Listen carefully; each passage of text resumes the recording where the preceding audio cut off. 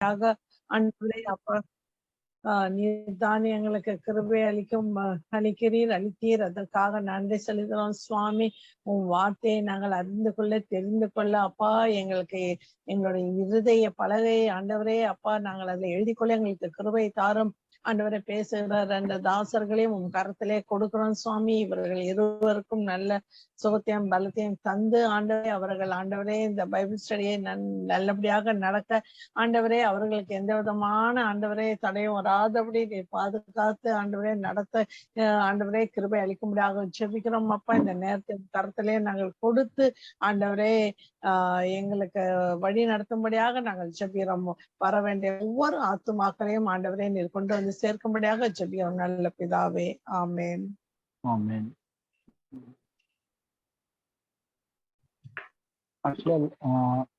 இந்த ஒரு சப்ஜெக்ட் எடுக்கிறதுக்காக ரொம்ப நாளா we both were waiting. ரொம்ப நாளா வெயிட் பண்ணிட்டு இருக்கோம். ஏறக்குறைய ஒரு 1 month ஆயிடுச்சு. பெரிய கேப் ஆயிடுச்சு இந்த சப்ஜெக்ட். எஸ்பெஷலி கிறிஸ்துவும் இந்த பிஓசின்றது வந்து யூஸ்வலா இந்த ஃபேஸ்புக்ல எல்லாம் யூஸ் பண்ற டேர்ம். நிறைய இன்னைக்கு இருக்கிற டினாமினேஷன் கிறிஸ்தவங்களுக்கு வந்து அந்த பிஓசினா டக்குன்னு புரியவே புரியாது.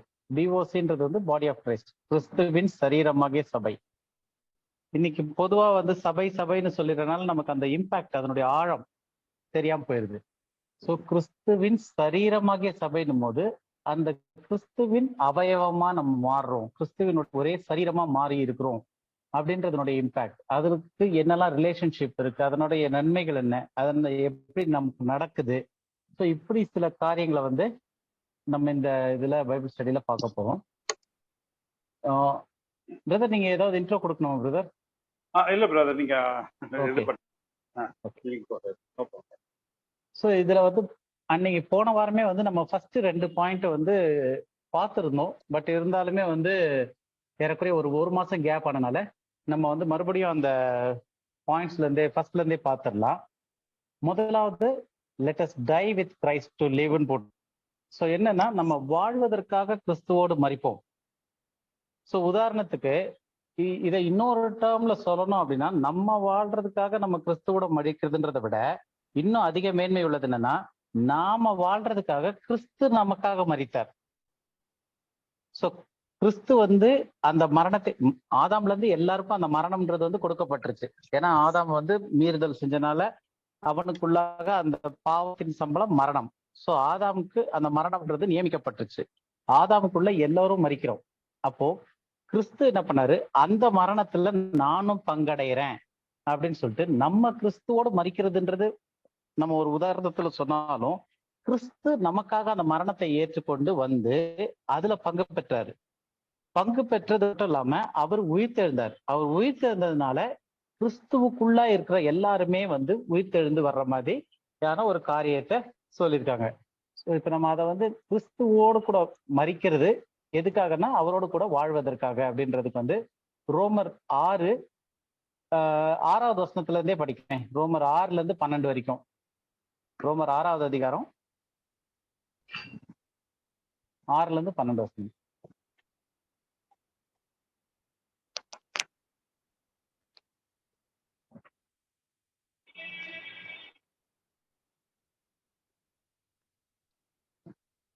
Good evening Karthikeyan. Good evening sir. கண்மணி ஜாயின் பண்ணிட்டாங்கல்ல? ஜாயின் பண்ணிட்டாங்க. Okay okay. Good evening. ஏதோ எனக்குள்ள இருந்து பேசுற மாதிரி கேக்குது. Praise the Lord. பூனை நாய் இப்ப எல்லாம் பக்கத்துல இருக்காங்க சார். Okay okay. ரோமர் 6வது அதிகாரம் 6ல இருந்து 12வது வசனம் வரைக்கும் யாராவது படிக்கும்? ரோமர் 6 6வது அதிகாரம் 6ல இருந்து 12 சார். 6ல இருந்து 12. நாம் இனி பாவத்துக்கு ஊழியம் செய்யாதபடிக்கு பாவ சரீரம் ஒழிந்து போகும் பொருட்டாக நம்முடைய பழைய மனுஷன் அவரோடு கூட சிலுவையில் அறையப்பட்டதென்று அறிந்திருக்கிறோம். ஓகே இருங்க. இதுல முதலாவது நாம் இனி பாவத்திற்கு ஊழியம் செய்யாதபடிக்கு, பாவ சரீரம் ஒழிந்து போகும் பொருட்டாக. பாவ சரீரம்ன்றது வந்து நம்மளுடைய இந்த ஃபிளஷ், அதனுடைய கிரியைகள், அது ஒழிந்து போகும் பொருட்டாக நம்முடைய பழைய மனுஷனை அவரோடு கூட சிலுவையில் அறையப்பட்டதென்று, அந்த கடைசி வார்த்தை என்னது? அறையப்பட்டது, அறிந்திருக்கிறோம்.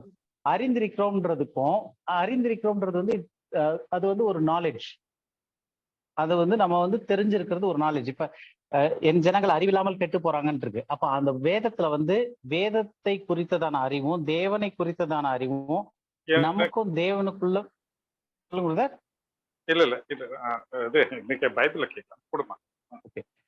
நமக்கும் தேவனுக்கும் உள்ள அந்த ஒரு காரியம், உறவு, இந்த காரியத்தை எல்லாவற்றையும் நாம் அறிந்து கொள்ள வேண்டியது. முக்கியமான வார்த்தை அறிந்திருக்கிறது. அப்போ இது வந்து நம்ம வந்து ஏதோ ஒரு ஃபீலிங்கோ அந்த மாதிரி கிடையாது, அது ஒரு நாலேஜ். அந்த நாலேஜ் நமக்கு வேணும். வாக்கியத்தின் மூலமாக அந்த நாலேஜ் அறிந்திருக்கிறோம். அடுத்தது 7வது வசனம்.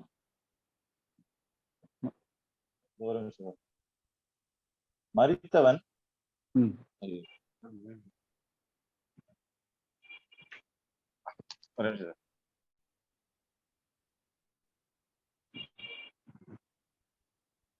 மரித்தவன் பாவத்துக்கு நீங்கி விடுதலையாக்கப்பட்டிருக்கிறானே. இப்ப இந்த முன்னாடி வசனத்திலோட கான்டெக்ஸ்ட் என்னது? நம்மளுடைய சரீரம் ஒழிக்கப்பட்டிருக்கு, நம்முடைய பழைய மனுஷன் அவரோட கூட சிலுவையில் அறையப்பட்டிருக்கான். அப்ப அந்த அறிவு நமக்கு இருந்துச்சுன்னா, மரித்தவன் பாவத்துக்கு நீங்களாக்கி விடுதலையாக்கப்பட்டிருக்கான். அப்போ கிறிஸ்துக்குள்ள நம்ம மரித்திருந்தோம்னா நம்ம பாவத்துல இருந்து நீக்கப்பட்டு விடுதலையாக்கப்பட்டிருக்கிறோம். ஒண்ணு. ரெண்டாவது, ஆகையால் கிறிஸ்துவுடனே கூட நாம் மரித்தோமானால் அவருடனே கூட பிழைத்தும் இருக்கும் என்று நம்புகிறோம். ஃபர்ஸ்ட் வந்து அறிந்திருக்கிறோம், ஒரு நாலேஜ் நமக்கு இருக்கு. அப்புறம் அந்த நாலேஜை வந்து we believe it, நம்ம நம்புறோம். என்ன நம்புறோம்? நம்ம வந்து பழைய மனுஷனை இப்ப யாராவது ரட்சிக்கப்பட்டவங்களை கேட்டா பழைய மனுஷனை சிலுவையில அரைஞ்சிட்டீங்களான்னா ஆமான்னுவாங்க. எப்படி அரைஞ்சாங்க? ஏதோ ஆணி வச்சு கையில ஒரு லிட்டரலா அரைஞ்சாங்களா? இல்ல அந்த காரியத்துக்கு அப்புறம் நம்மளுடைய வாழ்க்கையில திரும்ப பாவமே செய்யலையா? அப்படியும் கிடையாது. அதை அறிந்திருக்கிறோம். நம்ம அறையப்பட்டாச்சு, பழைய மனுஷனை அரைஞ்சிட்டோன்ற அறிவு நமக்கு வந்துருச்சு. வந்த பிறகு நம்ம பாவத்துல இருந்து நீங்களாக்கி விடுதலையாக்கப்பட்டிருக்கிறோம். அதனால ஆகையால் கிறிஸ்துவுடனே கூட நாம் மரித்தோமானால் அவருடனே கூட பிழைத்தும் இருப்போம் என்று நம்புகிறோம். அப்ப கிறிஸ்துவுடனே கூட நான் மரிச்சிருக்கிறேன், அதனால நான் கிறிஸ்துவுடனே கூட பிழைக்கிறேன் அப்படின்னும் போது இது கிறிஸ்துவின் சரீரமாகிய சபைக்கு சொல்லப்படுற ஒரு காரியம். அப்ப அந்த காரியத்தை எப்படி நம்ம இது பண்றதுன்னா, அது ஒரு உணர்வு கிடையாது, ஒரு எமோஷன் கிடையாது, இல்ல ஒரு சரீரத்துல தெரியக்கூடிய ஒரு இது இல்லை. அது வந்து பிலீஃப். நம்ம நம்புறோம், கிறிஸ்துவுடனே கூட நம்ம பிழைத்திருப்போம் என்று நம்புகிறோம். அடுத்தது 9வது வசனம். மரித்தோரிலிருந்து எழுந்த கிறிஸ்து இனி மரிப்பதில்லை என்று அறிந்திருக்கிறோம். மரணம் இனி அவரை ஆண்டு கொள்வதில்லை. இங்கேயும் அறிந்திருக்கிறோம். சோ எல்லாமே வந்து இது எப்படி வருதுன்னா, நமக்கு ஒரு நாலேஜ் கிடைக்குது, அந்த நாலேஜை நம்ம நம்புறோம். சோ ஃபர்ஸ்ட் 6வது வசனத்துல நம்ம ஒரு விஷயத்தை அறிந்து கொள்றோம், 8வது வசனத்துல நம்ம அதை நம்புறோம், 9வது வசனத்திலயும் நம்ம என்ன பண்றோம்? மரித்தோரிலிருந்து இந்த கிறிஸ்து இனி மரிப்பதில்லை. 2வது வாட்டி அவர் மரிக்க போறது கிடையாது. மரணம் இனி அவரை ஆண்டு கொள்வதில்லை. அப்போ கிறிஸ்துவுக்குள்ள உயிர்த்தது நமக்கும் இனி மரணம் ஆண்டு கொள்வதில்லை அப்படின்னு வர்றாரு. அடுத்தது 10வது வசனம். அவர் மரித்தது பாவத்திற்கென்று ஒரே தரம் மரித்தார், அவர் பிழைத்திருக்கிறது தேவனுக்கென்று பிழைத்திருக்கிறார். அப்படியே நீங்களும் உங்களை பாவத்திற்கு மரித்தவர்களாகவும் நம்முடைய கர்த்தராகிய இயேசு கிறிஸ்துவுக்குள் தேவனுக்கென்று பிழைத்திருக்கிறவர்களாகவும் எண்ணிக்கொள்ளுங்கள். கடைசி வார்த்தை என்ன இருக்கு? எண்ணிக்கொள்ளுங்கள். அப்ப இது வந்து என்னன்னா, ரெக்கன்னா உங்களை நீங்க கவுண்ட் பண்ணுங்க. அந்த மாதிரி நான் நீதிமான் அப்படின்னு நான் செய்யற காரியம், அந்த இது எல்லாமே ரெண்டாவது.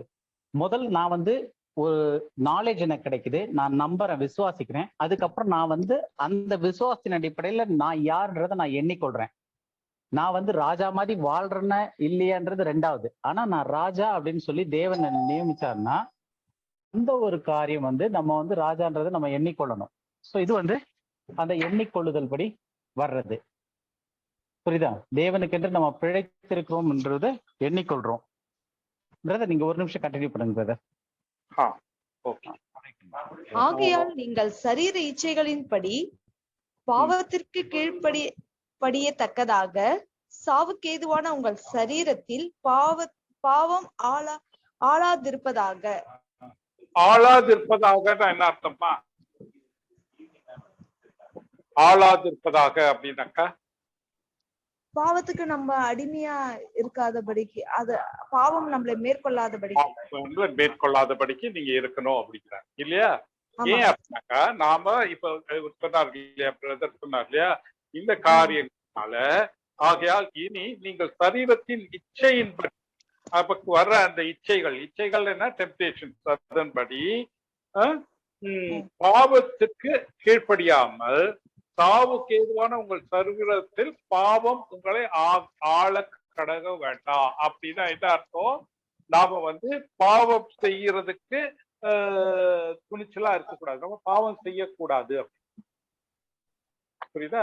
வேதம் நம்மளுக்கு என்ன, நீங்க பாவம் செய்யாதீங்க அப்படின்னு இல்லையா? அத பாருங்க. சாரி, ஆக்சுவலா டக்குன்னு வீட்டுக்கு யாரோ வந்தாங்க. எதுல அந்த இது முடிச்சிட்டீங்களா பிரதர்? 12 வரைக்கும் 12 பாவம் let's not sin rule over you அப்படின்னா. ஓகே. சாவுக்கு ஏதுவான உங்கள் சரீரத்தில் பாவம் ஆளாதிருப்பதாக. ஸோ யார் நம்மளை ஆள்றாங்களோ அவங்களுக்கு நம்ம சரண்டர் ஆயிருப்போம். ஸோ பாவத்துக்கு நம்ம சரண்டர் ஆயிருந்தோம் அப்படின்னா பாவம் நம்மளை ஆளுதுன்னு அர்த்தம். ஸோ பாவம் நம்மளுடைய சரீரத்தில் பாவத்திற்கு கீழ்ப்படித்தக்கதாக சாவுக்கு ஏதுவாங்கன்னா உங்கள் சரீரத்தில் பாவம் ஆளாதிருப்பதாக. அப்போ இந்த பாவமே எதுல ஒட்டி இருக்குன்னா நம்மளுடைய சரீரத்துலதான் ஒட்டி இருக்கு. சரீரம் தான் சாவுக்கு ஏதானது, அதுல ஒட்டி இருக்கு. அது உங்களை ஆளாதிருப்பதாக இருக்கு. சாவுக்கு ஏதுவான உங்கள் சரீரத்தில் பாவம் ஆளாதிருப்பதாக. அப்போ நம்மளுடைய சரீரத்துல பாவ இச்சைகளுக்கு நம்ம இடம் கொடுக்காம இருக்கணும் அப்படின்னும் போது அந்த ஒரு கிருபை எப்படி வருதுன்னும் போது நம்ம இந்த மேல இருக்கிற நமக்கு அந்த ஃபர்ஸ்ட் பார்த்தோம் இல்லையா, நம்ம எண்ணிக்கொள்றோம், அறிவு இருக்கும். 11வது வசனத்துல அப்படியே நீங்களும் உங்கள் பாவத்திற்கு மரித்தவர்களாகவும் நம்முடைய கர்த்தராகி இயேசு கிறிஸ்துவுக்குள் தேவனுக்கென்று பிழைத்திருக்கிறவர்களும் என்ன பண்ணணும்? எண்ணிக்கொள்ளுங்கள், ரெக்கன். அப்ப நான் என்ன நானே நான் இந்த இதுல இருக்கிறேன்னு எண்ணிக்கொண்டாதான் ஃபர்ஸ்ட் எனக்கு நாலேஜ் வரணும், அதுக்கப்புறம் நான் விசுவாசிக்கணும், அதுக்கப்புறம் என்னை எண்ணிக்கொண்டேன்னா அப்பதான் என்ன பண்ண முடியும், என்னால இந்த பாவ சரீரத்தின் இச்சைகளின்படி அதுக்கு கீழ்ப்படியத்தக்கதாக இந்த பாவ சரீரத்துல பாவம் எனக்கு ஆளாதிருப்பதாக அப்படின்னு சொல்றாரு. அடுத்து நம்ம என்ன பார்த்தோம்னா, அன்னைக்கு எப்படி இந்த பாவத்தை நம்ம இது பண்ண முடியும், அது என்னெல்லாம் இருக்கு அப்படின்னு சொல்லிட்டு பார்க்கும்போது, இன்னைக்கு ஒருத்தர் பாவம் செய்யறாங்க, கிறிஸ்தவங்க செய்யறாங்க, எல்லாம் கிறிஸ்துவின் சரீரமாகிய சபையில இருக்கவங்க செய்யறாங்க அப்படின்னும் போது நம்ம கொலோசியர் 3வது அதிகாரம் 6-10 வரைக்கும் பார்த்தோம். கொலோசியர் 3:6-10. இவைகளின் பொருட்டே, ஆமா, இவைகளின் பொருட்டுன்னு போது நம்ம 5வது வசனத்தை சேர்த்து படிச்சலாம். எவைகளின் பொருட்டு. ஆகையால் விபச்சாரம், அசுத்தம், மோகம், துரிச்சை, விக்கிரக ஆராதனையான பொருளாசை ஆகிய இவைகளை பூமியில் உண்டு பண்ணுகிற உங்கள் அவயங்களை அழித்து போடுங்கள். பூமியில் உண்டு பண்ணுகிற அவயங்களை அழித்து போடுங்கள். இவைகளின் பொருட்டு கீழ்ப்படியாமையின் பிள்ளைகள் மேல் தேவ கோபாகினை வரும். இப்ப தேவ கோபாக்கினை யார் மேல வருதுன்னு இருக்கு? கீழ்ப்படியாமையின் பிள்ளைகள் மேல வருதுன்னு இருக்கு. அதுவும் எதனால வருது அப்படின்னா, இந்த 5வது வசனத்துல சொன்ன அந்த காரியங்கள் எல்லாவற்றினாலையும் அந்த கீழ்ப்படியாமையின் பிள்ளைகள் மேல தேவ கோபாக்கினை வருது. அடுத்தது பாருங்க 7வது வசனம். நீங்களும் முற்காலத்தில் அவர்களுக்குள்ளே சஞ்சரித்த போது அவைகளை செய்து கொண்டு வந்தீர்கள். அப்ப கிறிஸ்துவின் சரீரமாக சபையில இருக்கவங்களும் முற்காலத்தில் என்னும் போது தேவனற்றவர்களா விசுவாசிகள் ஆவறதற்கு முன்னாடி அந்த காலத்துல அவர்களுக்குள்ள நீங்களும் சஞ்சரித்து வந்தீங்க, நீங்களும் அப்படிதான் செய்து வந்தீங்க. படிங்க. இப்பொழுதோ கோபமும் மூர்க்கமும் இப்ப இந்த இருங்க 7வது வசனத்துல முற்காலத்திலேன்னு சொன்னது ரட்சிக்கப்படுறதுக்கு முன்னாடி. ஆனா 8வது வசனத்துல இப்பொழுதோ அப்படின்றாரு இல்லையா? அப்ப அந்த இப்பொழுதோன்னும் போது அவர் சரீரமாகிய சபைக்கு பேசுறாரு. புரியுதா? இயேசு கிறிஸ்துவோடு கூட மரித்து அவர் கூட உயிர் தெழுந்த அந்த கும்பல்கிட்ட சொல்றாரு, இப்பொழுதோ என்னெல்லாம் இருக்கு? கோபமும் மூர்க்கமும் பொறாமையும் உங்கள் வாயில் பிறக்கலாகாத தூஷணமும் வம்பு வார்த்தைகளும் ஆகிய இவைகளை எல்லாம் விட்டு விடுங்கள். அப்ப இவைகளா என்ன பண்ணிக்கிட்டு இருக்கு? சபைக்குள்ள இன்னும் இருந்துட்டு தான் இருக்கு, சரீரமாகிய சபைக்குள்ள. இவைகளை விட்டு விடுங்கள் அப்படின்னு சொல்லிட்டு அடுத்து 9வதுலயும் ஒருவருக்கொருவர் பொய் சொல்லாதிருங்கள். ஓகே. இதுவும் வந்து ஆக்சுவலா 8வது வசனத்தோட சேர வேண்டியது. ஒருவருக்கு ஒருவர் பொய் சொல்லாதிருங்கள். அடுத்தது இப்ப பழைய மனுஷனையும் அவன் செய்கைகளையும் கலைந்து போட்டு. ஓகே, இருங்க. பழைய மனுஷனையும் அவன் செய்கைகளையும் கலைந்து போட்டு அப்படின்னு இருக்கு. அப்ப பழைய மனுஷனை வந்து நம்ம கலைந்து போட்டோன்ற அறிவு நமக்கு எப்போ வந்துச்சுன்னா, நம்ம ரோமர்ல பார்த்தோம் இல்லையா? ரோமர்ல பார்க்கும்போது நம்ம வந்து நம்மளுடைய சரீரத்தை வந்து அவரோட கூட மரணத்துல கொடுத்துட்டோம் அப்படின்னு சொல்லி பார்க்கிறோம். 8வது வசனத்துல, ஆகையால் கிறிஸ்துவுடனே கூட நாம் மரித்தோமானால் அவருடனே கூட பிழைத்தும் இருப்போம் என்று நம்புகிறோம். அதே மாதிரி 11வது வசனத்துல, அப்படியே நீங்களும் உங்கள் பாவத்திற்குரிய மரித்தவர்களாகவும் படிங்க. நம்முடைய கர்த்தராகிய இயேசு கிறிஸ்துவுக்குள் தேவனுக்கென்று பிழைத்திருக்கிறவர்களாகவும் எண்ணிக்கொள்ளுங்கள். சோ இங்கே நம்ம பார்த்தோம், நம்ம பாவத்திற்கு பழைய மனுஷனை வந்து நம்ம சிலுவையில் அரைஞ்சாச்சு, புதிய மனுஷனோட நம்ம எந்திரிச்சிட்டோம். இதெல்லாம் இங்க பார்த்தாச்சு. இது வந்து அறிவு சம்பந்தமானது. அதை நம்ம கவுண்ட் பண்றோம், எண்ணிக்கொள்றோம். நம்ம அந்த இதை வந்து இனி தேவனுக்கென்று பிழைத்திருக்கிறோம் அப்படின்னு சொல்லிட்டு எண்ணிக்கொண்டோம்.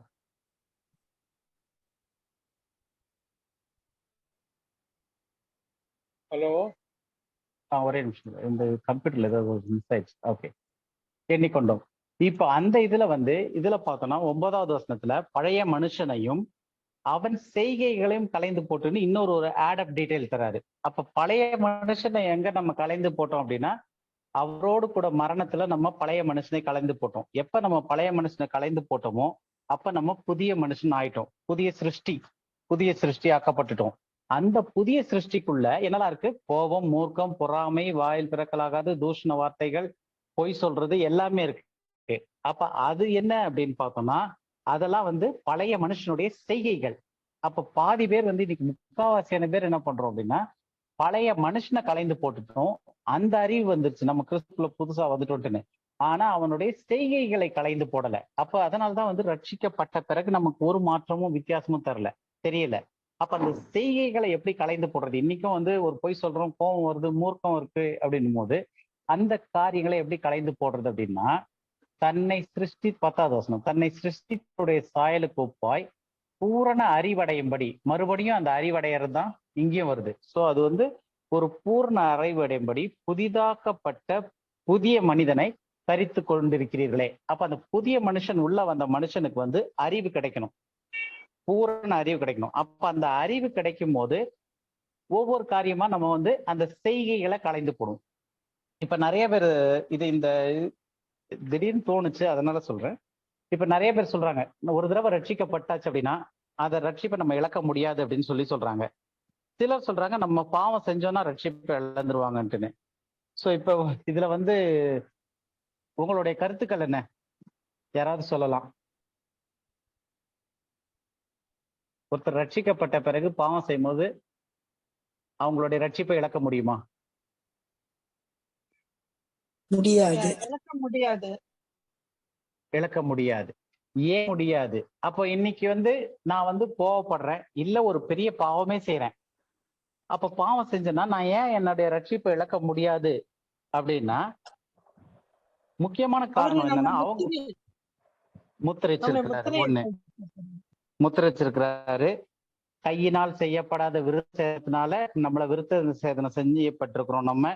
சோ இதெல்லாம் படிப்போம் இனி. சோ இதுல என்ன பாக்குறோம் அப்படின்னா, பழைய மனுஷனை வந்து நம்ம கலைந்து போடும்போது பழைய மனுஷன் போயிட்டான், அவனுடைய செய்கைகள் இருக்கு. அப்ப அந்த செய்கைகள் வந்து எப்படி வேறுபடுது அப்படின்னா, ஒவ்வொரு மனுஷனுக்குள்ளேயும் அவனுடைய பழைய மனுஷனுடைய செய்கைகளும் இருக்கும், புதிய மனுஷனுடைய செய்கைகளும் இருக்கும். சோ இது ரெண்டும் வந்து ஒரு தராசு மாதிரி.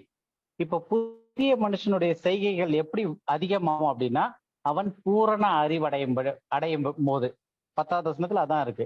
சோ அவன் பூரண அறிவு எங்க இருந்து அடையிறான்? வேத வாக்கியத்துல இருந்து.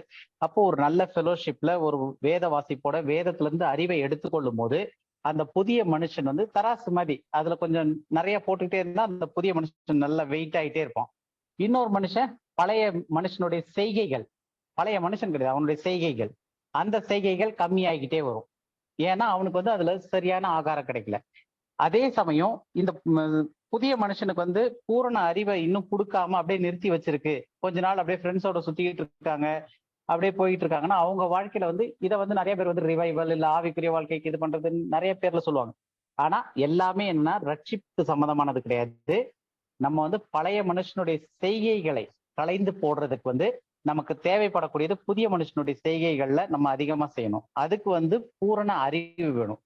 பூரண அறிவு வந்து வேத வாக்கில இருந்து வரும், ஃபெலோஷிப்ல இருந்து வரும். இது கம்மியாகும் போது ஆட்டோமேட்டிக்கா வந்து பழைய மனுஷனுடைய செய்கைகள் ஜாஸ்தி ஆகும். அப்போ ஒரு 2 மாசம் வந்து நான் பயங்கர ஃபெலோஷிப்ல கூட இருந்துகிட்டு இருக்கேன், இதெல்லாம் இருக்குன்னா என்னோட அறிவு வளர வளர எனக்கு பூரண மனுஷனோ அந்த புதிய மனுஷனுடைய செய்கைகள் ஜாஸ்தியா இருக்கும், பழைய மனுஷனுடைய செய்கைகள் கம்மியா இருக்கும். 1 மாசம் நான் எந்த ஷிப்லயும் இல்ல, வேதத்தை நான் வாசிக்கல, தேவனுக்கும் எனக்கும் நடுவில் ஒரு ஃபெலோஷிப் இல்லை அப்படின்னும் போது இந்த புதிய மனுஷன் வந்து புதிய அறிவு அடையாம அப்படியே சோர்ந்து இருப்போம். அப்ப பழைய மனுஷனுடைய செய்கைகள் அது வந்து கொஞ்சம் ஜாஸ்தியா இருக்கும். அப்ப இது வந்து ஒரு தராசு மாதிரி. அப்ப அதை வச்சு நம்ம வந்து ரட்சிக்கப்பட்டிருக்கோமா இல்லையான்றது வந்து கணக்குல எடுக்க முடியாது. ரட்சிக்கப்பட்டமா இல்லையான்றது வந்து தேவனுடைய செயல், நம்முடைய செயல் கிடையாது. இது ரெண்டுமே வந்து நல்லா யோசித்தீங்கன்னா, செய்கைகள்னு வர்றது வந்து நம்மளுடைய செயல். நான் பூரண புதிய மனுஷனுடைய செயலை செய்யறேன்னா இல்ல பழைய மனுஷனுடைய செயலை செய்யறேனான்னு. புதிய மனுஷனுடைய செயல் செய்யறனால நான் புதிய மனுஷன் கிடையாது. தேவன் என்ன புதிய மனுஷனா மாத்திட்டனால நான் புதிய மனுஷனுக்கான செயல்களை செய்யணும். அதுக்கு எனக்கு எங்கிருந்து அது புதிய மனுஷனுடைய செயலை நான் எப்படி தெரிஞ்சுக்கிறது அப்படின்னா, வேத வாக்கியத்துல இது பூரண அறிவடையும் போது. அதே நான் வந்து பழைய மனுஷனுடைய செய்கைகளை செய்யறனால நான் பழைய மனுஷனை வச்சிருக்கிறது இல்லை, பழைய மனுஷனை கலைந்து போட்டாச்சு. ஆனா அந்த செய்கைகள் இருக்கிறதுக்கான காரணம் வந்து புதிய மனுஷன் பூரண அறிவு அடையாததுனால. இது உங்களுக்கு கிளியரா இருக்கா? இல்ல யாருக்கா சந்தேகம் இருக்கா இதுல? பாயிண்ட் போலாமா? ஓகே, சந்தேகம் லாஸ்டா வச்சுக்கோங்க. ஓகே, இல்ல இல்ல இல்ல நீங்க வந்து இத புரிஞ்சுதா? இது வந்து இந்த வாரத்துல புரியுமான்றதே சந்தேகம். இல்ல இது புரிஞ்சுது. Okay okay. பட் ஏதாவது டவுட்ஸ்னா நம்ம டவுட்ஸ் லாஸ்ட்ல சொன்னோம்னா கொஞ்சம் இல்ல சிலருக்கு வந்து அந்த டைம்லயே கேட்டாச்சுன்னா அதனோட எக்ஸ்பிளனேஷன் சொல்லிடலாம், அதுக்காக தான். சரி, இப்போ முதல்ல அதே நேரத்துல நமக்கு புரிஞ்ச மாதிரி இருக்கும். இப்ப உங்களுக்கு என்ன புரிஞ்சதுன்னு சொல்லுங்கன்னு சொன்னாக்கல அது வந்து சொல்லப்படாது. அதனாலதான் ஏன்னா இது ரொம்ப முக்கியமான இது. இந்த 3 வாரமா இதை வந்து இதை எடுக்காம தள்ளி தள்ளி போட்டுட்டு இருந்தோம். ஏன்னாக்கா நிறைய பேர் வரல அப்படின்னு. சரிங்களா? ஓகே, சோ முதலாவது பார்த்தது வந்து இப்ப கிறிஸ்துவோடு கூட நாம் மரித்தது எதுக்குன்னா கிறிஸ்துவோடு கூட வாழ்வதற்கு. ஸோ எப்படி வாழணும் அப்படின்னா, கிறிஸ்துவோட கூட மரித்தது வந்து 4 பாயிண்ட் என்னன்னா, நம்மளுடைய பழைய மனுஷனை சிலுவையில் அரைஞ்சோம், அதனுடைய அறிவு நமக்கு வந்திருக்கு. 2வது அவனுடைய செய்கைகளையும் கலைந்து போடணும். அப்புறம் கிறிஸ்துவோடு நம்ம வாழும்போது புதிய மனுஷனை தரித்து கொண்டோம். அந்த புதிய மனுஷனுடைய செய்கைகளை செய்யறதுக்கு நமக்கு பூரண அறிவு தேவை வேத வாக்கியத்திலிருந்து. இதுதான் முதலாவது நம்ம பார்த்திருக்க பாயிண்ட். 2வது விஷயம் என்ன அப்படின்னா, நம்ம தேவனுடைய சுதந்திரரும் கிறிஸ்துவுக்கு உடன் சுதந்திரருமா இருக்கிறோம். ஸோ இது சுதந்திரர் அப்படின்றது வந்து அந்த வார்த்தைக்கான அர்த்தம் வந்து வாரிசு, ஹேர்ஸ், லீகல் ஹேர்ன்றாங்க இல்லையா, யாருக்கு அந்த சொத்துல உரிமை இருக்கு அப்படின்றது தான் லீகல் ஹேர். அப்போ தகப்பனுக்கு எத்தனை பிள்ளைகளோ யார் இருக்காங்களோ அவங்களுடைய வாரிசுல எத்தனை பேர் வராங்களோ அவங்க தான் சுதந்திரவாளி. அப்பாவுக்கு அவங்க சுதந்திரவாளி. 4 பசங்க இருக்காங்க அப்படின்னா 4 பசங்களும் உடன் சுதந்திரவாளிகள், ஈக்குவலா ரைட்ஸ் இருக்கிறவங்க. ஸோ அந்த ஒரு ஸ்டேட்டஸை வந்து கிறிஸ்துவினுடைய சரீரமாகிய சபைக்கு தேவன் தர. எடுத்து வாசிப்போம். ரோமர் 8வது அதிகாரம் 17வது வசனம். நாம் பிள்ளைகளானால் சுதந்திரரும் ஆமே, தேவனுடைய சுதந்திரரும் கிறிஸ்துவுக்கு உடன் சுதந்திரமும் ஆமே, கிறிஸ்துவுடனே கூட நாம் மகிமைப்படும்படிக்கு அவருடனே கூட பாடுபட்டால் அப்படியாகும். ஓகே, இப்ப இதுல வந்து நாம் பிள்ளைகளானால் சுதந்திரமாமே. சோ யாருக்கு நம்ம பிள்ளைகள்? தேவனுக்கு. தேவனுக்கு. அப்ப தேவனுக்கு பிள்ளைகளானால் யாரோட சுதந்திரம் இருக்கும்? தேவனுடைய சுதந்திரம். சுதந்திரன்ற வார்த்தைக்கான இப்ப இன்னைக்கு இருக்கிற டேர்ம்னுடைய இது வந்து வாரிசு. நம்ம தேவனுடைய வாரிசு. வாரிசுன்னும் போது அவருடைய எல்லா உரிமைகளுக்கும் நம்ம பங்குள்ளவர்களா இருக்கிறோம். அடுத்தது தேவனுடைய சுதந்திரரும் அப்படின்னா கிறிஸ்துவுக்கு என்னவா இருக்கும்? கிறிஸ்து வந்து தேவனுடைய முதற் பேரானவர். அப்ப முதற் பேரானவர் அவருன்னும் போது நம்மளும் தேவனுடைய வாரிசு, அவருடைய பிள்ளைகள் அப்படின்ற ஸ்தானத்துல நம்மள வைக்கும் போது நம்ம என்ன ஆகிறோம்? கிறிஸ்துவுக்கு உடன் சுதந்திரர். ஸோ கிறிஸ்துவுக்கு என்னெல்லாம் வந்து தேவன் ஆசீர்வாதங்கள் மற்ற என்ன காரியங்கள் இதெல்லாம் வச்சிருக்கிறாரோ அதெல்லாம் நமக்கும் அப்ளை ஆகுது. ஆனா இங்க தமிழ் டிரான்ஸ்லேஷன்ல ஒரு சின்ன சிக்கல் இருக்கு. அது இந்த டாபிக் இல்லாட்டி கூட சொல்லிடுறேன் அப்படியே இந்த வசனத்தை படிச்சனால. கிறிஸ்துவுடனே கூட நாம் மகிமைப்படும்படிக்கு அப்படின்னு இருக்கு இல்லையா? இந்த மகிமைப்படும்படிக்குன்ற வார்த்தை வந்து தவறான டிரான்ஸ்லேஷன். அவரோட கூட பாடுபட்டால் அப்படி ஆகும்னு இருக்கு. சோ இப்ப கிறிஸ்து வந்து மகிமைப்படும் அவசரமா இருக்கு. சொல்லுங்க. ஓகே, கிறிஸ்துவுடனே கூட நம்ம மகிமைப்படும்படிக்கு அவரோட பாடுபட்டால் அப்படி ஆகும் இருக்கு. அப்ப அவரோட பாடுபடலைன்னா மகிமை அடையுமா அடைய மாட்டோமா? என்னாச்சு எல்லாரும் அமைதியாயிட்டீங்க? இங்க வந்து பாடுபட்டாதான் மகிமை அடைவோம்னு போட்டிருக்கு. தமிழ்ல வந்து கிறிஸ்துவுடனே கூட நாம் மகிமை அடையும்படிக்கு அவரோட கூட பாடுபட்டால் அப்படி ஆகும்னு இருக்கு. அப்ப பாடுபடாவிட்டால் அப்படி ஆகாதுன்றதுதான் அதனுடைய அர்த்தமாகுது. இந்த டிரான்ஸ்லேஷன் தப்பு. இப்ப இங்கிலீஷ்ல மேல நான் அந்த இதுல போட்டிருக்கிறதுல மேல இங்கிலீஷ்ல போட்டிருக்கிறத படிக்கிறேன். And if children then heirs of God and joint heirs with Christ சுதந்திரம். நீங்க இஃப் பி தட் அப்படியானால், if so be that, if இல்ல அப்படின்னா இல்ல, இஃப் சோ பி தட் அப்படியானால் that we suffer with him, நம்ம வந்து அப்படி இருக்கிறனால அவரோட உடன் சுதந்திரவாளியா இருக்கிறனால கிறிஸ்து பாடுபட்ட மாதிரியே நாமும் பாடுபட்டு அதன் மூலமாக கிறிஸ்து எப்படி மகிமைப்பட்டாரோ நாமும் மகிமைப்படுவோம் அப்படின்றதா இதனுடைய அர்த்தம் வருது. சோ எப்படி இந்த வசனம் எதுக்காக வந்திருக்குன்னா, கிறிஸ்துவோட நம்ம உடன் சுதந்திரம் ஆயிட்டோம். இப்ப நம்ம கிறிஸ்துவை ஏற்றுக்கொண்டோம்னு சொன்னோம்னா நமக்கு அநேக பாடுகள் வர்றது இருக்கு. கிறிஸ்துவினால நிறைய டைம்ல இந்த சத்தியங்களா சொல்ல போனா என்னையும் பிரதரையும் அந்தி கிறிஸ்துனே சொல்லியிருக்காங்க நிறைய இடத்துல. சோசியல் மீடியால எல்லாம் நாங்கெல்லாம் வந்து நோட்டபிள் ஆன்டி கிறிஸ்டின்னு சொல்லிட்டு. ஸோ அந்த மாதிரி சில காரியங்கள்லாமும் இருக்கு கிறிஸ்துவுடனே கூட நம்ம பாடுபடுறதுக்கு.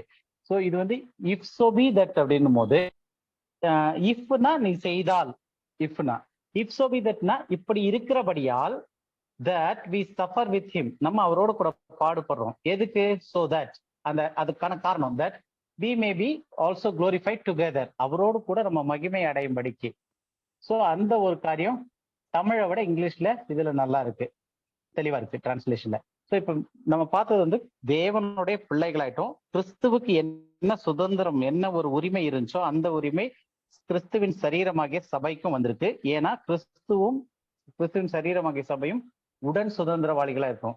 சோ கிறிஸ்து வந்து பாடுபட்டாரு, அவரு மகிமை அடைஞ்சார். அதே மாதிரி கிறிஸ்துவனுடைய சரீரமும் பாடுபடும் மகிமையும் அடையும் அவரோடு கூடவே அப்படின்னு சொல்லிட்டு இந்த வசனம் சொல்லுது. இன்னொரு வசனமும் படிப்போம். எபேசியர் 3வது அதிகாரம் 6வது வசனம். தமிழ்ல வந்து 3வது வசனம். தமிழ்ல 3வது. புறஜாதிகள் சுவிசேஷத்தினாலே உடன் சுதந்திரமாய் ஒரே சரீரத்திற்கு உள்ளானவர்களுமாய் கிறிஸ்துவுக்குள் அவர் பண்ணின வாக்குத்தத்தத்துக்கு உடன் பங்காளிகளுமாய் இருக்கிறார்கள் என்கிற இந்த ரகசியத்தை அவர் எனக்கு வெளிப்படுத்தி அறிவித்தார். இதுல நிறைய விஷயங்கள் இருக்கு.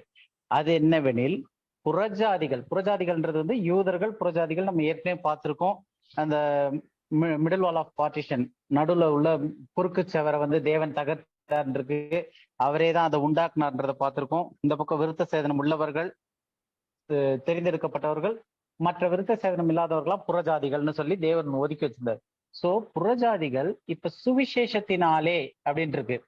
சோ இப்ப இதுல வந்து ஒரு சின்ன கேள்வி கேட்கணும்னு தோணுது. நம்ம இவ்வளவு நாள் வந்து போன மாசத்துலலாம் வந்து சுவிசேஷத்தை பத்தி நிறைய படிச்சோம். அதுல 4 விதமான சுவிசேஷம் ஃபைனலா சொன்னோம். யாருக்காவது ஞாபகம் இருக்கா என்னென்ன சுவிசேஷம் சொன்னோன்ட்டுன்னு?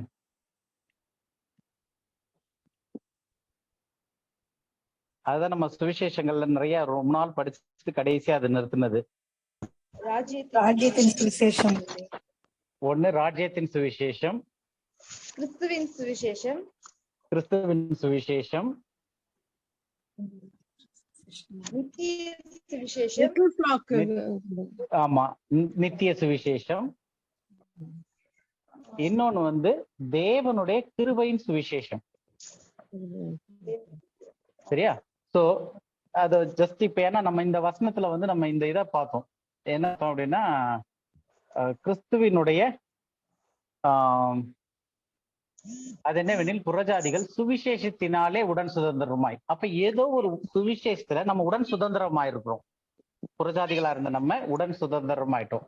இப்ப நம்ம சுவிசேஷத்தை பத்தி இவ்வளவு படிச்சிருக்கிறனால இது என் சுவிசேஷம் ஒரு ஒரு இதுல கேட்டேன்.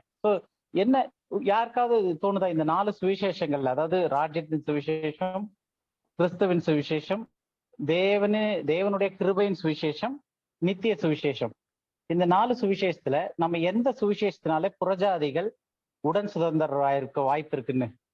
கிறிஸ்துவின் கிருபையின் சுவிசேஷத்துல. எதுல? கிருபையின் சுவிசேஷம்.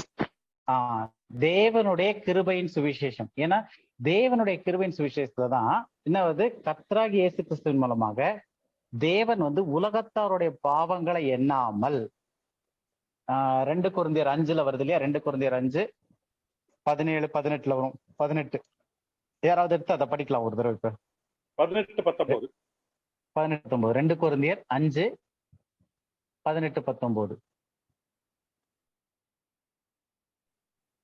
இதெல்லாம் அடிக்கடி படிச்சுக்கிட்டே இருந்தோம்னா அந்த வசனம் நமக்கு அப்படியே நினைவுல நிற்கும். இவைகளெல்லாம் தேவனாலே அவர் இயேசு கிறிஸ்துவை கொண்டு நம்மை தம்மோடு ஒப்புரவாகுதலின் ஊழியத்தை எங்களுக்கு ஒப்பு கொடுத்தார். அது என்னவெனில், தேவன் உலகத்தாருடைய பாவங்களை எண்ணாமல் கிறிஸ்துவுக்குள் அவர்களை தமக்கு ஒப்புரவாக்கி ஒப்புரவாகுதலின் உபதேசத்தை எங்களிடத்தில் ஒப்புவித்தார். இப்ப என்ன போட்டிருக்கு? உலகத்தாருடைய பாவங்களை எண்ணாமல் கிறிஸ்துவுக்குள் அவர்களை தமக்கு ஒப்புரவாக்கிட்டார். இதுதான் கிருபையின் சுவிசேஷம். இந்த கிருபையின் சுவிசேஷத்தினாலதான் என்ன ஆயிருக்கு, நம்ம உடன் சுதந்திரவாளி ஆயிருக்கிறோம். உங்களுக்கு புரியுதா? ராஜ்யத்தின் சுவிசேஷம் ராஜ்யத்துக்குள்ள போறதுக்கு, கிறிஸ்துவினுடைய சுவிசேஷம் எல்லா மனுஷனும் ஆதாமுக்குள்ள மறுத்தது மாதிரி எல்லாரும் உயிர் தருவாங்கன்றது கிறிஸ்துவினுடைய சுவிசேஷம். தேவனுடைய கிருபையின் சுவிசேஷம் அதுதான் என்ன பண்ணிருக்கு, புறஜாதிகளை உடன் சுதந்திரராகி நம்மள ஒரே சரீரமா கிறிஸ்துவுக்குள்ள மாத்திருக்கு. ஏன்னா நம்ம தேவன் நம்மள இனி பாவத்தை எண்றது இல்லை, நம்ம செய்யற பாவத்தை எண்ணாமல் கிறிஸ்துவுக்குள் நம்மள ஒப்புரவாக்கியிருக்காரு. அந்த சுவிசேஷத்தினால நம்ம என்னவாயிருக்கிறோம், உடன் சுதந்திரமாயி ஒரே சரீரத்திற்குள்ளானவர்களுமாய். இது ரொம்ப முக்கியமான வார்த்தை. ஏன்னா நிறைய பேருக்கு கிறிஸ்துவனுடைய சரீரமாய் சபைன்னு அது ஒரு டெர்மினாலஜி, ஒரு வார்த்தை மாதிரி ஆயிடுச்சு அது, சரீரமாகிய சபைன்ட்டுன்னு. ஆனா யோசித்து பார்த்தோம்னா கிறிஸ்து தலை, நம்ம உடம்பு அப்படின் போது ஒரே அவயவம், தலை தனியாவும் இருக்காது, உடம்பு தனியா இருக்காது. அப்ப ரெண்டும் ஒரே யூனிட்டா ஒன்னா இருக்கு. அந்த ஒரு பெரிய ஸ்லாக்கியம், ஒரே சரீரத்திற்குள்ளானவருமாய் கிறிஸ்துவுக்குள் அவர் பண்ணின வாக்குத்தத்தம். இது நம்ம ஏற்கனவே படிச்சிருக்கோம். அவர் பண்ணின வாக்குத்தம் யாருக்காவது ஞாபகம் இருக்கா? என்ன வாக்குத்தத்தம் பண்ணிருக்காருன்னு? தேவன் இயேசு கிறிஸ்துக்குள்ளாய் சரீரமாகிய சபைக்கு செய்த வாக்குத்தத்தம்.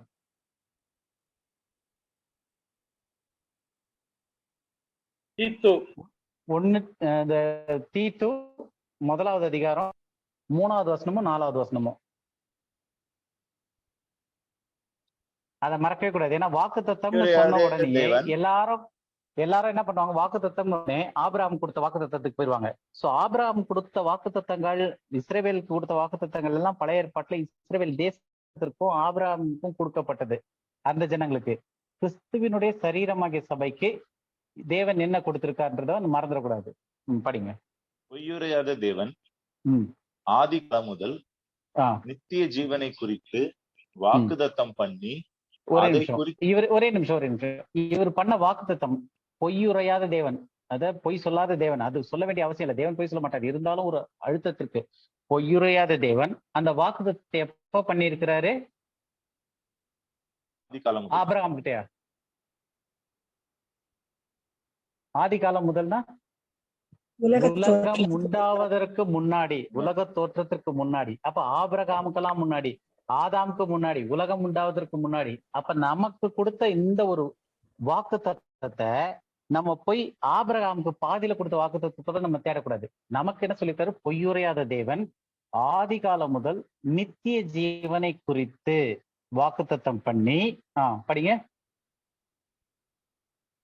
அப்படியே கண்டினியூ குறித்த நம்பிக்கையை பற்றி தேவ பக்திக்கு ஏவான சத்தியத்தை அறிகிற அறிவும் விசுவாசமும் தேவனால் தெரிந்து கொள்ளப்பட்டவர்களுக்கு உண்டாகும்படி. யாருக்கு தெரிந்து கொள்ளப்பட்டபடி? ஒரு நிமிஷம், யாருக்கு தெரிந்து கொள்றதுக்கு? தேவனாலே தெரிந்து கொள்ளப்பட்டவர்களுக்கு. அப்ப எல்லாருக்குமா இல்ல தேவனால் தெரிந்து கொள்ளப்பட்டவர்களுக்கா?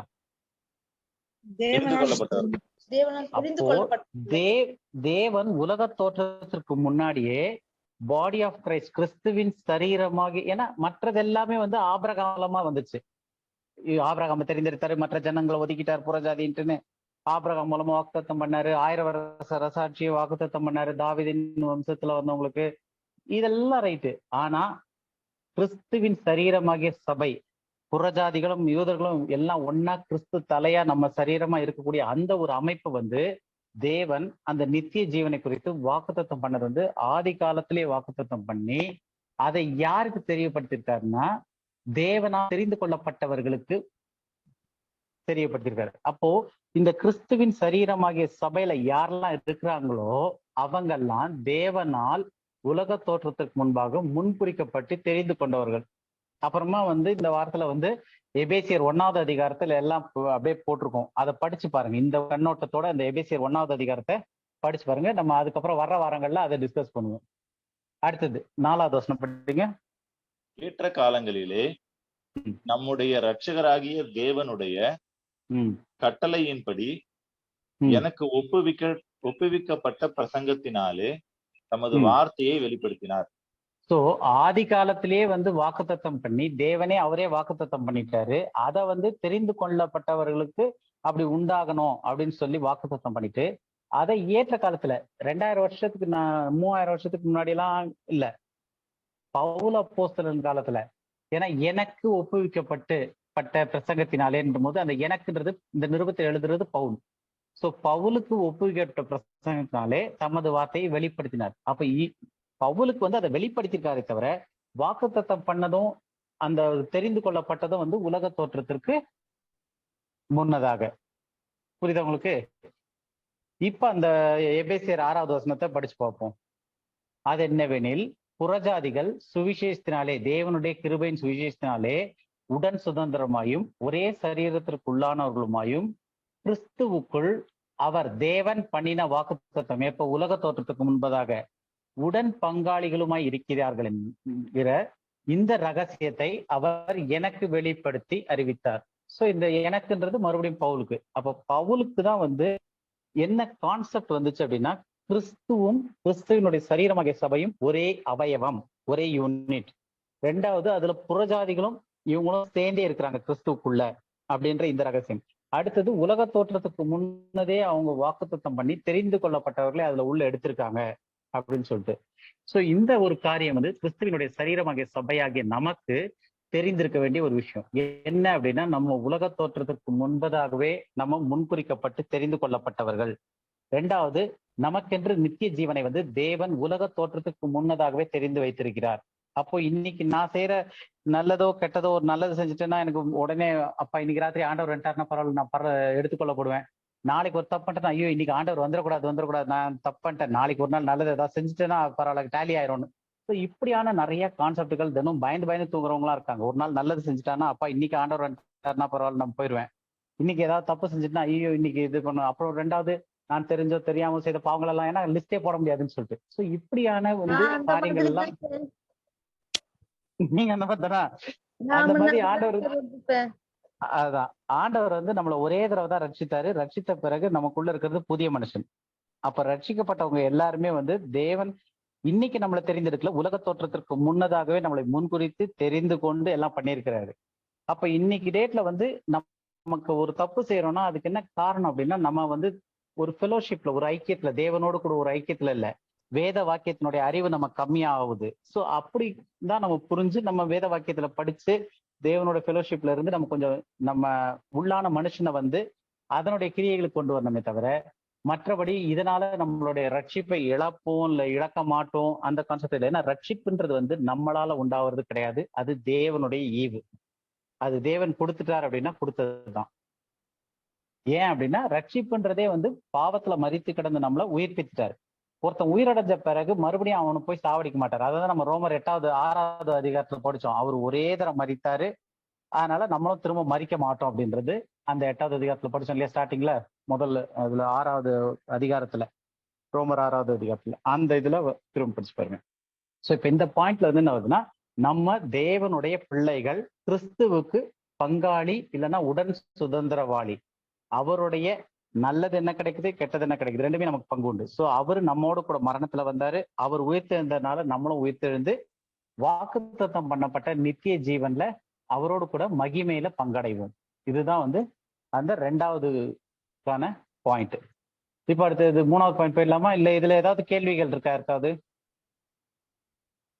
இந்த தீத்துல சொன்னீங்கல்ல பிரதர், அந்த அது எனக்கு இன்னொரு எக்ஸ்பிளைன் பண்ணுங்க. தீத்துல வந்து தீத்துல முதல் அதிகாரத்துல 3வது 4வது வசனம் என்ன போட்டுருக்குன்னா, பொய்யுரையாத தேவன். அது தேவனுடைய இன்னும் அந்த அவருடைய ஒரு அட்ஜெக்டிவோட சொல்றது, பொய்யுரையாத தேவன். ஆதி காலம் முதல் அப்படின்றது வந்து தீத்து முதலாம் அதிகாரம் 3வது வசனமோ 4வது வசனமோ. சரி. இங்கிலீஷ் பைபிள் வந்து 1, 2 வசனம் வரும். இங்கிலீஷ் பைபிள் கொஞ்சம் மாறி வரும். தமிழ் பைபிள் வந்து 3வது நாள். ஆதி காலம் முதல் இருக்கு இல்லையா? ஆதி காலம்ன்றது வந்து தமிழ்ல வந்து ஒரு சரியான மொழிபெயர்ப்பு கிடையாது. ஏன்னா ஆதி காலம்ன்றது வந்து ஆரம்ப காலத்துல அப்படின்ற மாதிரி ஆயிடுது. ஆதி காலம்ன்றதை விட அதனோட ஒரிஜினல் வார்த்தையில வந்து இந்த உலகம் தோன்றுவதற்கு முன்னதாகன்ற வார்த்தை தான் இருக்கு.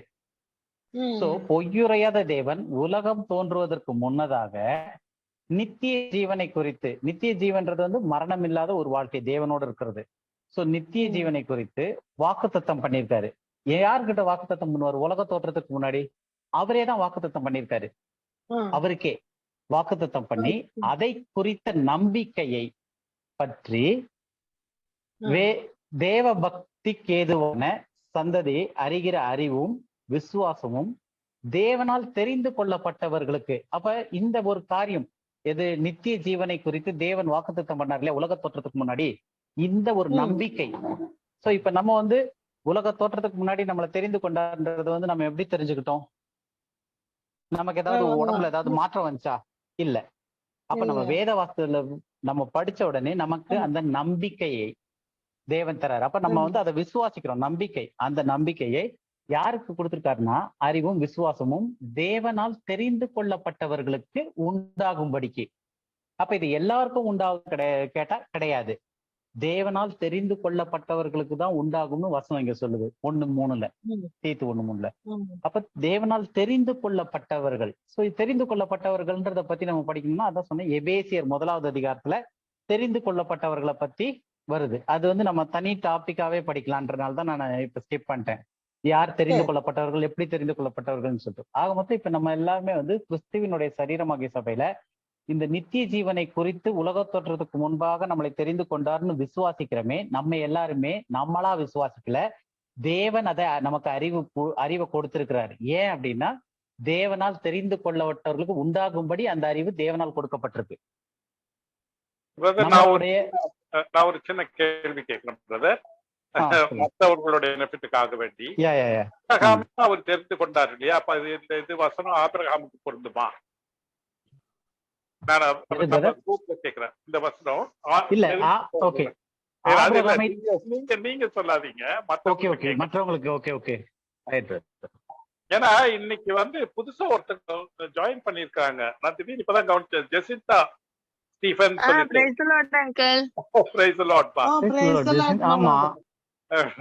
ஜெசிந்தா வந்து ஆரம்ப காலத்துல இருந்தே அவங்க ஜாயின் பண்ணிருக்காங்க. ஆனா அவங்களால சேர முடியல. ஆனா நம்ம அனுப்புற அந்த இது எல்லாத்தையும் அவங்க பாக்குறாங்க. அப்புறமா ரெக்கார்ட் எல்லாம் அவங்க கேக்குறாங்க இல்லம்மா? கேட்டுட்டு வர இல்லம்மா? ரெக்கார்ட் கேட்க மாட்டேன். அந்த குரூப்ல வந்து கோ த்ரூ பண்ணிப்பேன் என்ன டாபிக் அப்படின்னு, என்ன பண்றாங்க அப்படின்னு. ஏன்னா அவங்க கொஞ்சம் பிஸியா இருக்கிறாங்க. அவங்கள பத்தி நான் அப்புறமா முடியும் போது ஒரு இன்ட்ரடக்ஷன் கொடுக்குறேன். எப்படி எனக்கு அவங்க வந்து அவங்களும் அவங்க ஹஸ்பண்டும் எங்க 2 பேருக்கும் ஒரு பிள்ளை மாதிரி, ஒரு சன் அண்ட் டாட்டர். அவங்க வந்து ஜமுனாமத்தூர்ல மிஷினரியா இருந்தவங்க, இப்ப மதுரையில இருக்காங்க. ஆனா அவங்களுடைய பெனிஃபிட்டுக்காக வேண்டி நான் வந்து இத ஒரு சொல்றேன். வேற யாராவது இதை பதில் சொல்ல முடியுமா? ஆபிரகாமும் இந்த இதுல ஆதி காலம் முதற்கொண்டு தெரிந்து கொள்ளப்பட்டவர்கள்ன்றதுல ஆபிரகாம் வர முடியுமா? வேற யாராவது சொல்ல முடியுமா? வர முடியாதுங்க சார். ஏன் வர முடியாதுமா? சார் அவரு இது ஆதி காலம் முதல்னு சொல்லிட்டாரு, உலக தோற்றத்திற்கு முன்பாக சொல்லியிருக்காங்க. சோ இது வந்து ஆபிரகாம் வந்து பாதியில வந்தவர். உலக தோற்றத்துக்கு அப்புறம் ஒரு 600-1000 வருஷத்துக்கு அப்புறம் தான் ஆபிரகாமே வர்றாரு. உலக தோற்றத்துக்கு முன்னாடின்றாரு. அப்ப ஆதாம் படைக்கிறதுக்கு முன்பாக அப்படின்னு சொல்ற மாதிரி இருக்கு. இல்ல இப்ப நீங்க சிஸ்டர் கண்மணி, நீங்க எத்தனை வருஷம் கழிச்சு வந்திருக்கீங்க? உலக தோற்றத்துக்கு முன்பதாக நீங்க இருந்தீங்களா இல்ல ஆபிரகாம் அப்புறம் வந்திருக்கீங்களா? நீங்க கால்வாசியில வந்திருக்கோம். முன்னாடி ஆபிரகாம் வந்திருக்காரு. ஆமா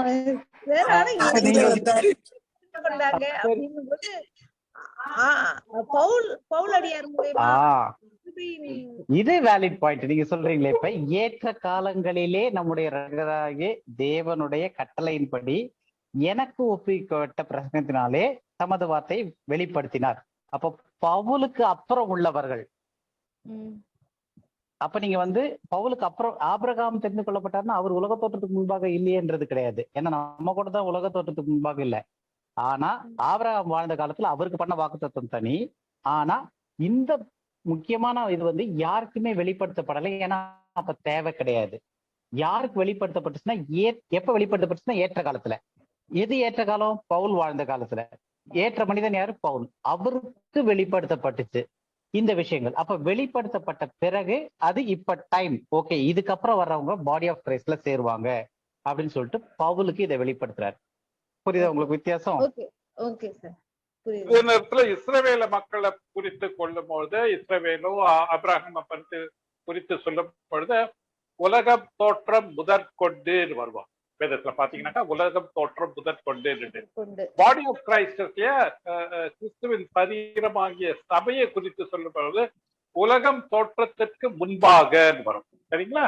அந்த பதம் வந்துனாலே இது யாருக்கு நம்ம புரிஞ்சுக்கணும். உலகம் தோற்றத்திற்கு முன்பாக எங்கெல்லாம் மென்ஷன் பண்றாரோ அது வந்து கிறிஸ்துவின் சரீரமாகிய சபைக்கு. உலகம் தோற்றம் முதற்கொண்டுனாக்க கிறிஸ்துவின் சபையை தவிர மற்றவங்க யாரு? 2 பேரு. ஒண்ணு யூதர்கள், இன்னொன்று வந்து புறஜாதியர். ஓகே, நான் ஒரு क्वेश्चन கேக்குறேன். ஆண்டவர் வந்து சூஸ் பண்றாங்கல்ல, எதை அவங்க சூஸ் பண்றத நம்ம இவங்களதான் சூஸ் பண்றாங்க. நம்ம ரட்சிக்கப்படும் போது நம்ம இப்ப நான் என்னை சூஸ் பண்ணிருக்காங்கன்றத நான் பிலீவ் பண்ணும்போது நான் ஃபீல் பண்ணிக்கிறேன். அவங்க எதை அடிப்படையா வச்சு சூஸ் பண்றாங்கன்றதுக்கு பைபிள்ல எங்கேயாவது ரெஃபரன்ஸ் இருக்கா? அது நம்ம தெரிஞ்சுக்கலாமா? டெஃபினட்டா ஜெசிமா. நம்ம வந்து இது வந்து ரொம்ப ஆரம்பத்துல இருந்து ரொம்ப அடிப்படையில இருந்து வந்திருக்கோம். நானும் பிரதரும் தனியா உங்ககிட்ட சமயம் கிடைக்கும் போது இதை எக்ஸ்பிளைன் பண்றோம். ஏன்னா நான் இடையில ஜாயின் பண்ணிருக்கேன். ஒருவேளை ப்ரீவியஸா இத வந்து நீங்க சொல்லிருக்கலாம். நான் தெரிஞ்சுக்கணும்னு ஆசைப்படுறேன். நம்ம எபேசியர் 1வது அதிகாரம் மட்டும் ஒரு 4-5 வருஷம் படிச்சிடலாமா? இல்ல சரி, இது ஒண்ணு மட்டும்.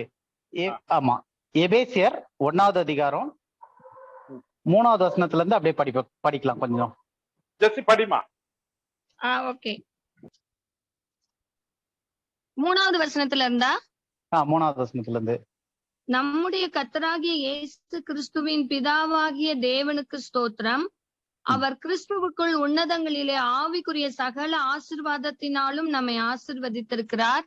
ஒரு நிமிஷம், நம்மை ஆசீர்வதித்திருக்கார் போது அந்த நம்மை யார சொல்றது? விசுவாசிகளா இருக்கிற பரிசுத்தவான்களுக்கு. இன்னைக்கு இருக்கக்கூடிய கிறிஸ்துவின் சரீரமாகிய சபையில இருக்க நம்மளுக்கு நம்மை ஆசீர்வதித்திருக்காரு. என்ன ஆசீர்வாதம்? ஆவிக்குரிய சகல ஆசீர்வாதத்தினாலும் நம்மளை ஆசீர்வதித்திருக்கிறாரு. அடுத்தது, தமக்கு முன்பாக நாம் அன்பில் பரிசுத்தம் உள்ளவர்களும் குற்றமில்லாதவர்களுமாய் இருப்பதற்கு அவர் உலக தோற்றத்துக்கு முன்னே கிறிஸ்துவுக்குள் நம்மை தெரிந்து கொண்டபடியே. யார் தெரிந்து கொண்டது? தேவன். யாருக்குள்ள தெரிந்து கொண்டார்னா கிறிஸ்துவுக்குள்ள தெரிந்து கொண்டார். யாரை தெரிந்து கொண்டார்? இன்னைக்கு கிறிஸ்துவினுடைய சரீரமாகிய சபையில அவயவமா இருக்கிற நம்மை தெரிந்து கொண்டபடியே இருக்கு. நம்மை தெரிந்து கொண்டார். எப்ப தெரிந்து கொண்டார்? உலகம் தோன்றுவதற்கு முன்னாடி. ஓகே, அப்ப உலகம் தோற்றத்திற்கு முன்னாடி நம்மை தெரிந்து கொண்டார்னும் போது நான் செஞ்ச நல்ல காரியத்தை வச்சு ஆண்டவர் இப்ப நான் வந்து ஒரு ஆளை வந்து நான் செலக்ட் பண்றேன் அப்படின்னா அவனுடைய குவாலிபிகேஷனோ அவன் செஞ்ச நல்ல காரியம் கெட்ட காரியம் இதெல்லாம் பார்த்து நான் ஒருத்தனை தேர்ந்தெடுத்துக்கலாம் இன்னைக்கு. இல்ல ஒரு ப்ரொஃபைல பார்த்துட்டு நான் ஒருத்தரை ரிஜெக்ட் பண்ணலாம் தேவையில்லைன்னு சொல்லிட்டு. ஆனா இது உலகமே உண்டாவதுக்கு முன்னாடி கிறிஸ்துவினுடைய சரீரமாகிய சபைக்குள்ள யார் இருக்கணும்னு சொல்லிட்டு அவரு உலக தோற்றத்திற்கு முன்னே கிறிஸ்துவுக்குள் நம்மை தெரிந்து கொண்டபடியே. அடுத்து படிங்க. பிரியமானவருக்குள் தாம் நமக்கு தந்தளின தம்முடைய கிருபையின் மகிமைக்கு புகழ்ச்சியாக. இது காரணம். ஆக்சுவலா பிரியமானவருக்கு தாம் நமக்கு தந்தருளின தம்முடையனா அவருடைய கிருபையின் மகிமையின் புகழ்ச்சிக்காக. அவருடைய கிருபையில நான் எவ்வளவு கிரேஷியஸா இருக்கிறேன் அப்படின்னு சொல்லிட்டு தேவன் வந்து அவருடைய கிருபையினுடைய மகிமை, அந்த ஒரு குளோரி இருக்கு இல்லையா, அவருடைய கிருபை எவ்வளவு பெரியது, அந்த ஒரு கிருபையினுடைய மகிமைக்கான ஒரு புகழ்ச்சிக்காக, அந்த ஒரு குளோரி, அவருடைய குளோரிக்கு இது பண்றதுக்காக என்ன பண்ணிருக்காரு? 6வது வசனத்துல நம்முடைய தயவுள்ள சித்தத்தின்படியே அவருடைய சித்தத்தின்படி, நம்மளுடைய செய்கைகள்லாம் கிடையாது, அவருடைய சித்தத்தின்படியே நம்மை இயேசு கிறிஸ்து மூலமாய் தமக்கு சுவிகார புத்திரராகும்படி முன் குறித்திருக்கிறார்.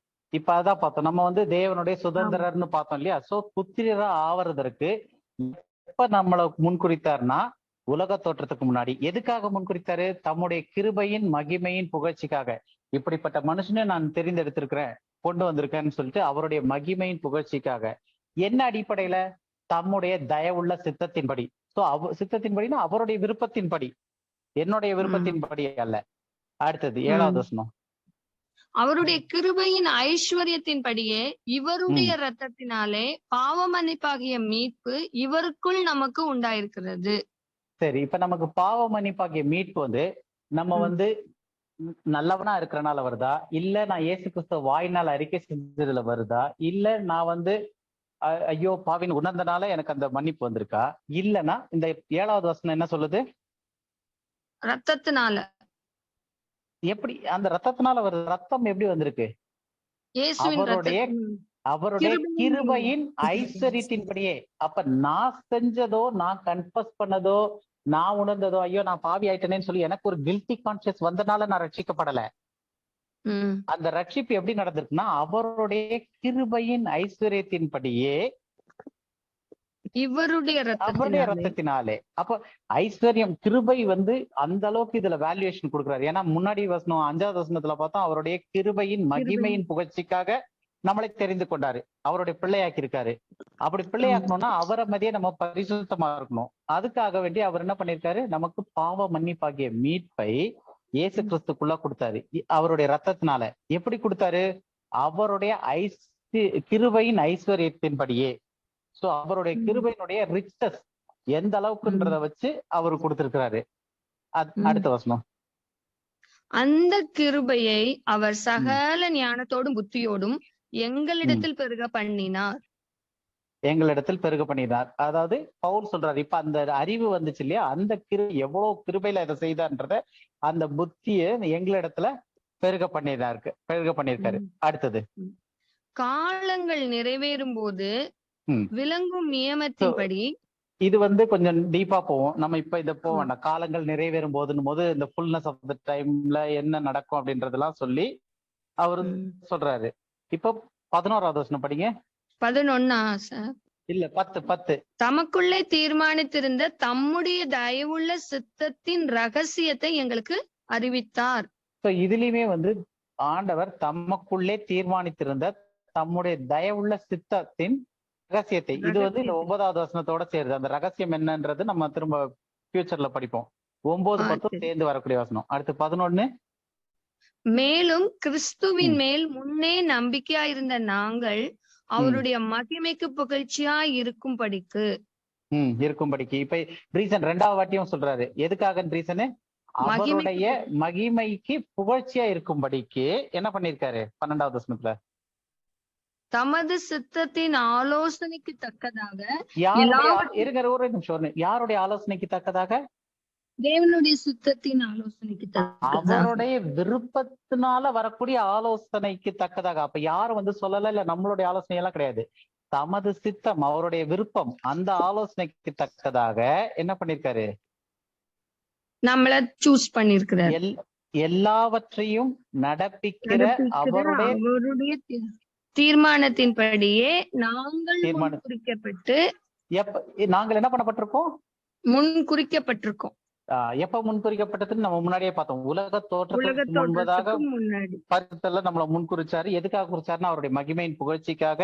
இப்பயும் 11வது வசனத்துல அவருடைய நாம மகிமையின் புகழ்ச்சியா இருக்கும்படிக்கு அவருடைய சித்தத்தினால நம்மளை வந்து தீர்மானிச்சு நம்மளை முன்குறித்து என்ன பண்ணிருக்காரு? கிறிஸ்துவுக்குள் அவருடைய சுதந்திரம் ஆகும்படி தெரிந்து கொள்ளப்பட்டோம். அப்ப இந்த எபேசியர் 1-12 வரைக்கும் வரக்கூடிய வசனங்கள் என்னன்னா, கிறிஸ்துவின் சரீரமாகிய சபையில இன்னைக்கு நம்ம இருக்கிறோம், இதுக்கு நம்ம விசுவாசிக்கிறோம், ஆண்டவர் விசுவாசிக்கிறோம் அப்படின்னா இது எப்ப ஆரம்பிச்சுன்னா பவுல்ல நம்ம பார்த்தோம் இல்லையா, ஏற்ற காலத்திலே எனக்கு வெளிப்படுத்தின்ட்டுன்னு இந்த ரகசியத்தை. அப்ப அந்த பவுலுக்கு வெளிப்படுத்தின காலத்துல இருந்து ஆரம்பிச்சு கிறிஸ்துவினுடைய சரீரமாகிய சபை உருவாக்கப்பட்டுச்சு.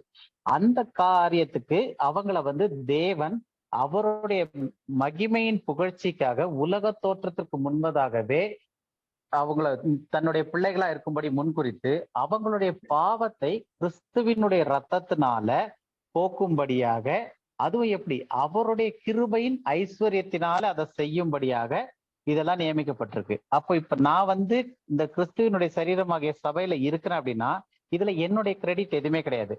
அப்ப ஆண்டவர் என்ன அடிப்படையில என்னை தெரிந்தெடுத்தாரு அப்படின்னா அதுக்கு வசனம் சொல்றது வந்து அவருடைய சித்தத்தின் ஆலோசனைக்கு தக்கதாக அவருடைய விருப்பத்தின்படி தேவன் முன்குறித்திருக்கிறாரு. இதுதான் எபேசியர்ல 1வது அதிகாரத்துல பவுல் சொல்லக்கூடியது. எப்படி நான் இன்னைக்கு கிறிஸ்துவனுடைய சரீரமாகிய சபையில பங்கு பெறக்கூடியவங்க எப்படி முன்குறிக்கப்பட்டிருந்தாங்க, எப்ப முன்குறிக்கப்பட்டாங்க, என்னவா முன்குறிக்கப்பட்டிருக்காங்க, எதுக்காக முன்குறிக்கப்பட்டாங்க, இந்த காரியங்கள் மொத்தமே வந்து இதுல தெளிவா இருக்கும். இப்ப உங்களுக்கு ஒரு கிளாரிட்டி கொஞ்சம் கிடைச்சதா? கிளியரா இருக்கு சார். தேங்க்யூ. ஓகே, வேற யாருக்காவது ஏதாவது டவுட் இருக்கா? அங்கிள், இதோட ப்ரீவியஸ் வேர்ஸ் இருக்கு இல்லையா, ரோமன்ஸ்ல பார்த்தோம் இல்லையா? ஆமா. அதுல ஃபர்ஸ்ட் வேர்ஸ் வந்து and if children their heirs of God and joint heirs with Christ, if so be that ரோமர்ல 8:17. Okay, 8:17. Okay. அதுல லாஸ்ட் லைன் இருக்கு இல்லையா, that we may be also glorified together. அப்போ we shall also be glorified ன்னு சொல்லல இல்லையா uncle? ஆமா. அது அப்போனா இல்ல, ஆக்சுவலா வந்து இந்த மெயின்னாலயா இங்க ஃபர்ஸ்ட்ல வந்து கண்டிஷன் இல்ல. நீங்க சொல்ற பாயிண்ட் புரியுது. நான் இன்னொரு வசனம் சொல்றேன், அதை நீங்க ரீட் பண்ணி பாருங்க. அப்ப அதனுடைய கம்பேரிட்டிவ்லி, ஏன்னா இந்த வேர்ட் யூசேஜ் ஆஃப் இங்கிலீஷ்ல மேபின்னு இருக்கு இல்லையா, அந்த மேன்றது வந்து நமக்கு வந்து ஒரு ஆம்பிகியூட்டி மாதிரி இருக்கலாமோ இல்லாம இருக்கலாமோ அப்படின்ற மாதிரி ஒரு, அதனாலதான் ஷால்னு சொல்லாம மேன் ஏன் சொல்லிருக்குன்னு கேக்குறீங்க. இது வந்து இந்த கிரீக்ல இருந்து டிரான்ஸ்லேட் பண்ணும் போது ஏற்பட்ட அந்த ஒரு பிழை. இதுக்கு உங்களுக்கு இன்னும் தெளிவா புரியணும்னா 1 கொரிந்தியர் 15வது அதிகாரம் எடுத்துங்க. 1 கொரிந்தியர் 15. அதுல வந்து 24வது ஒரு நிமிஷம், 24ல 28வது வசனம், 28 படிங்க.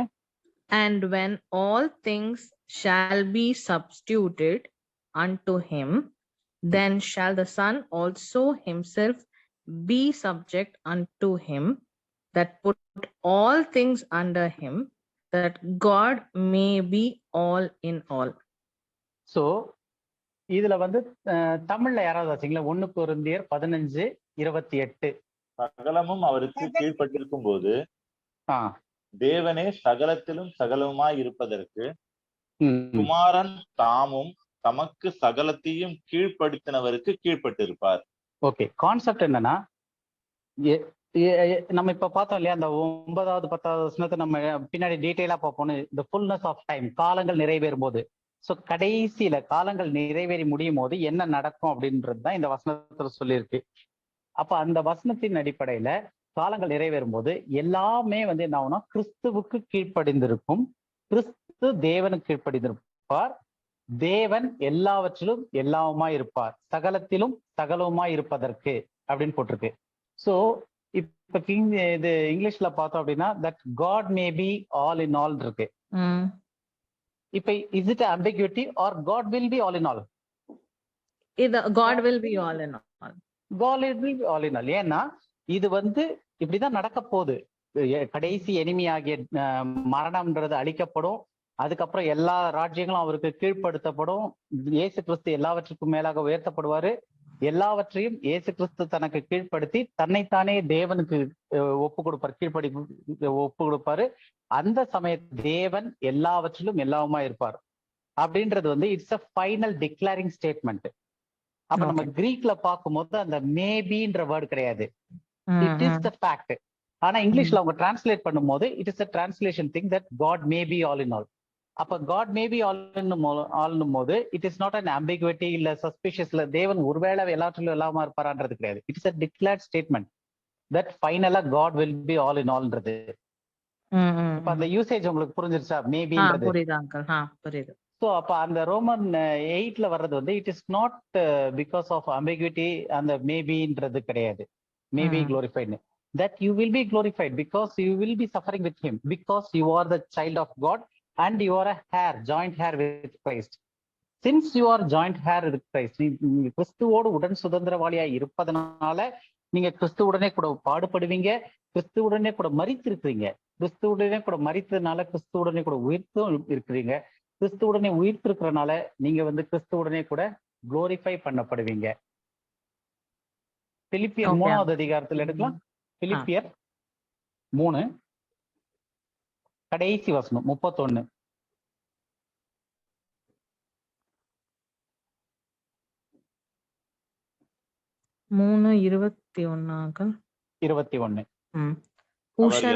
எல்லாவற்றையும் தமக்கு கீழ்ப்படுத்திக் கொள்ளத்தக்க தம்முடைய வல்லமையான செயலின்படியே நம்முடைய அற்பமான சரீரத்தை தம்முடைய மகிமையான சரீரத்திற்கு ஒப்பாக மறுரூபப்படுத்துவார். சோ தம்முடைய மகிமையான சரீரத்திற்கு ஒப்பாக, சோ தேவனுடைய குளோரிஃபைடு, கிரைஸ்டோடைய குளோரிஃபைடு பாடி அது எப்படி இருக்க போதோ அதே மாதிரி நம்மளை மறுரூபப்படுத்துவார். It is not ambiguity. அது வந்து ஒரு சந்தேகத்திற்கான விஷயம் கிடையாது. எல்லாவற்றையும் கீழ்ப்படுத்தும் போது finally is going to glorify us. நம்ம வந்து எப்படி இருப்போம்னா fashion unto his glorious body.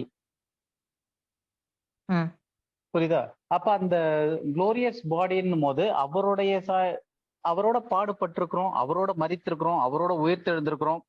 So definitely அவரோட கூட நம்ம மகிமைப்படப்படும். It is not suspicious or ambiguity thing. அந்த மேபின்னு வரனால அது வந்து அந்த இங்கிலீஷ் டேர்மோட யூசேஜ் அப்படி டிரான்ஸ்லேஷன்ல மாறி இருக்கு. Okay right. வேற ஏதாவது டவுட் இருக்கா இல்ல நம்ம அடுத்த ஒரு பாயிண்ட் போலாமா? Brother, you want to add anything else? Sir இப்போ நமக்கு ஒரு டீச்சர் ஒருத்தர் இங்க இப்ப நீங்க அந்த இடத்துல இருந்து ஒரு டீச் பண்றதுனால இப்ப நமக்கு இந்த விஷயங்கள் நமக்கு புரிஞ்சுக்க முடியுது. இப்ப நார்மலா நம்ம எடுத்து படிக்கும் போது நமக்கு அந்த டவுட் இருக்கும்ல, மேபி இருக்கு அப்படியே இருக்குமோ. நம்ம படிக்கும் போது நம்ம இல்ல நார்மலா படிக்கும் போது இந்த டவுட் யாருக்குமே வராது. ஏன் அப்படின்னா இப்ப நம்ம படிக்க ஆரம்பிச்ச பிறகுதான் இந்த சந்தேகங்கள் நமக்கு வருது. So it is knowledge. இப்ப நம்ம ஃபர்ஸ்ட் ஆரம்பத்துல சொன்னோம் இல்லையா, தேவனை குறித்து நம்மளை குறிச்சு அந்த அறிவு நமக்கு வரணும் அப்படின்னு சொல்லிட்டு. இப்ப இந்த அறிவு வந்து எனக்கு வந்து நான் முயற்சி பண்ணி நான் எடுத்து டைம் எடுத்து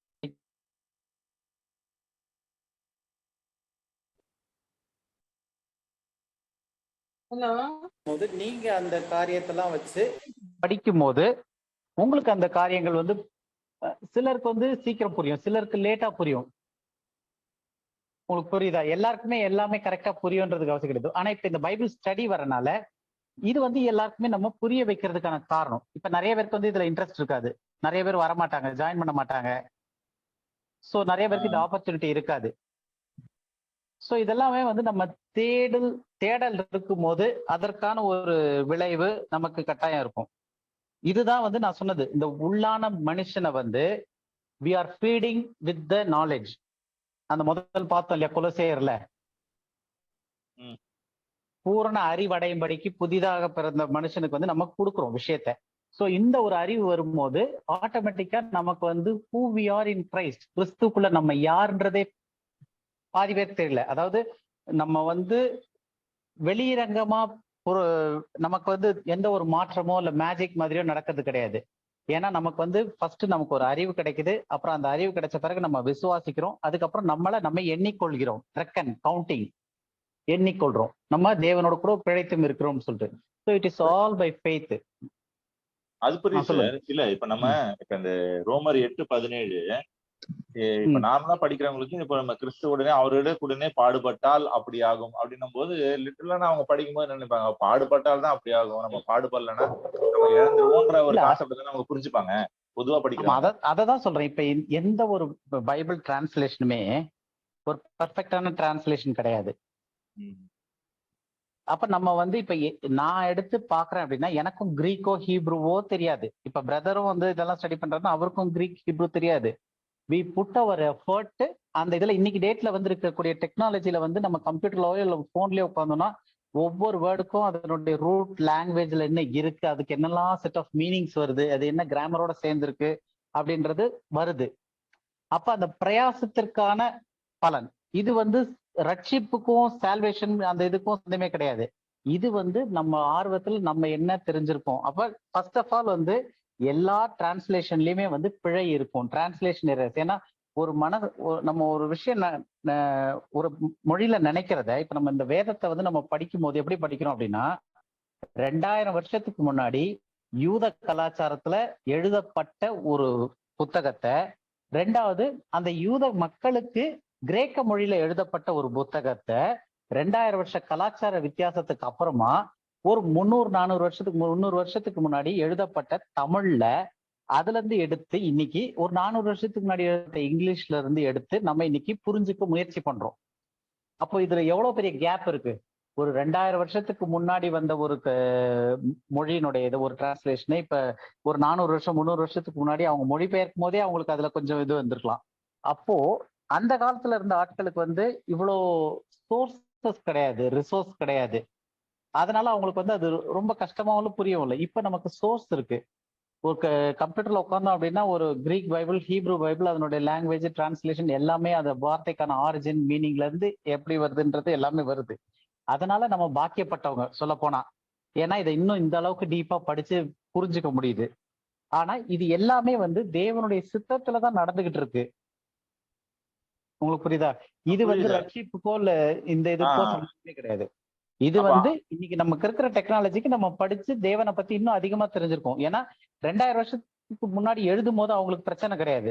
அப்ப வந்து அவங்க கலாச்சாரத்துல அவங்க எழுதும் போது அவங்க என்ன எழுதுனாங்கன்னு அந்த மொழியில இருந்தவங்களுக்கு ஈஸியா புரிஞ்சுட்டு போயிட்டு இருக்கும். அதை 400 வருஷம் கழிச்சு மொழிபெயர்த்து அதை 1600 வருஷம் கழிச்சு மொழிபெயர்த்து அதை 400 வருஷத்துக்கு அப்புறம் நம்ம படிக்கும் போது இன்னைக்கு நமக்கு இருக்கிற மைண்ட் செட்டு, இன்னைக்கு நமக்கு இருக்கிற கல்ச்சரல் வியூல நம்ம அதை பார்க்க ஆரம்பிக்கிறோம். அங்கதான் பிரச்சனைகள் வருது. ஸோ இப்ப இதை புரிஞ்சுக்கணும்னா எல்லாரும் எடுத்த உடனே வந்து மாஸ்டர் டிகிரி பண்ண முடியாது. அப்போ நம்ம வந்து பைபிள்ல ஆரம்பிக்கிறோம் அப்படின்னா ஒரு எல்கேஜி ஆரம்பிச்சு படிக்கிற மாதிரி ஆரம்பிச்சு கிராஜுவலா ஒவ்வொரு ஸ்டெப்பா ஒவ்வொரு தடவையும் நானும் பிரதரும் வந்து படிக்கும் போது சில காரியங்கள்லாம் பார்க்கும்போது ஆட போமே இவ்வளவு தெரியாம இருந்திருக்கவே, இப்படி இருந்திருக்கே வசனத்துல இந்த மாதிரி போயிருக்கே அப்படின்னு. அதுக்கப்புறம் கொஞ்ச நாள் பார்த்தா அது ரொம்ப சின்ன விஷயமா இருக்கும், அதை விட பெரிய விஷயத்தை ஒண்ணு பார்த்திருப்போம். ஸோ அப்ப அது வந்து படிப்படியான இதுதான், ஒரு நாள்ல அப்படி வர்றது இல்லை. படிப்படியா நம்ம படிச்சு இதுல இருந்து தெரிஞ்சுக்கிற காரியங்கள் அது. இப்போ அவங்க உங்களுக்கு இப்போ படிக்கும்போது அவங்களுக்கு என்னென்ன புரியுதோ அதுக்கேற்ற மாதிரி இப்ப தமிழ் பைபிள் மட்டுமே படிச்சுக்கிட்டு இருக்க ஒருத்தருக்கு நீங்க இதை சொல்றீங்க. இன்னொரு கேள்வி நான் கேட்கிறேன். எங்கேயோ ஆன் த வேல போகும்போது தேவனுடைய வார்த்தையை பத்தி யாரோ பேசும்போது கேட்டிருக்காங்க, ஒருத்தர் விசுவாசிட்டாரு. விசுவாச அந்த பொழுதிலே தேவன் வந்து அவரை ரட்சித்து முத்திரச்சிட்டாரு. ஏன்னா அவர் கிறிஸ்துவனுடைய சரீரமாகிய சபையில உலக தோற்றத்துக்கு முன்பாக முன்குறிக்கப்பட்டிருக்காரு. அவரு ஆண்டவர் என்னுடைய பாவத்துக்காக மறுத்திருக்காரு, இப்ப என்னுடைய பாவத்துக்காக அவர் உயிர்த்தெழுந்தார், நான் நீதிமான் ஆயிட்டேன்ற விஷயத்த மட்டும் கேட்டு அவர் டிராவல் ஆகி போயிட்டாரு. அவருக்கு எழுத படிக்க தெரியாது, அவர் இருக்க கிராமத்துல ஒரு ஃபெலோஷிப் கிடையாது, ஒண்ணுமே கிடையாது. அவர் விசுவாசத்தை அந்த ஒரு காரியத்தோட அவ்வளவுதான். அதுக்கு மேற்கொண்டு அவருக்கு நாலேஜ் வரல. அவர் போன பிறகு மற்ற எல்லா காரியத்தையும் போலவே அன்றாட வாழ்க்கை போயிட்டே இருக்காரு. அவர் மரணம் அடைஞ்சாருன்னா அவர் வந்து கிறிஸ்துவனுடைய சரீரத்துல அங்கமா இருப்பாரா, இல்ல புறஜாதிகளோட அந்த இதுல கிறிஸ்துவ அறியாதவங்களோட அங்கமா இருவாரா? சொல்லுங்க. சரீரத்துலதான் அங்கமா இருப்பாரு.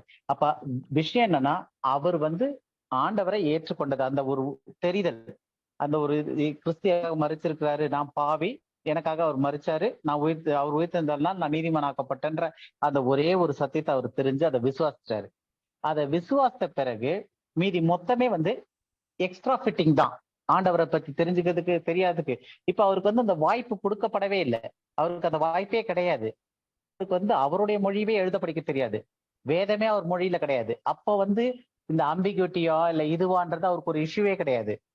அவர் கிறிஸ்துக்குள்ள இருக்காரு, அவ்வளவுதான், முடிஞ்சு போச்சு. அப்ப இப்ப நமக்கு வந்து இல்ல எனக்கு என்ன இதுன்னா, இப்போ நிறைய விதமான டீச்சிங்ஸ் இருக்கு.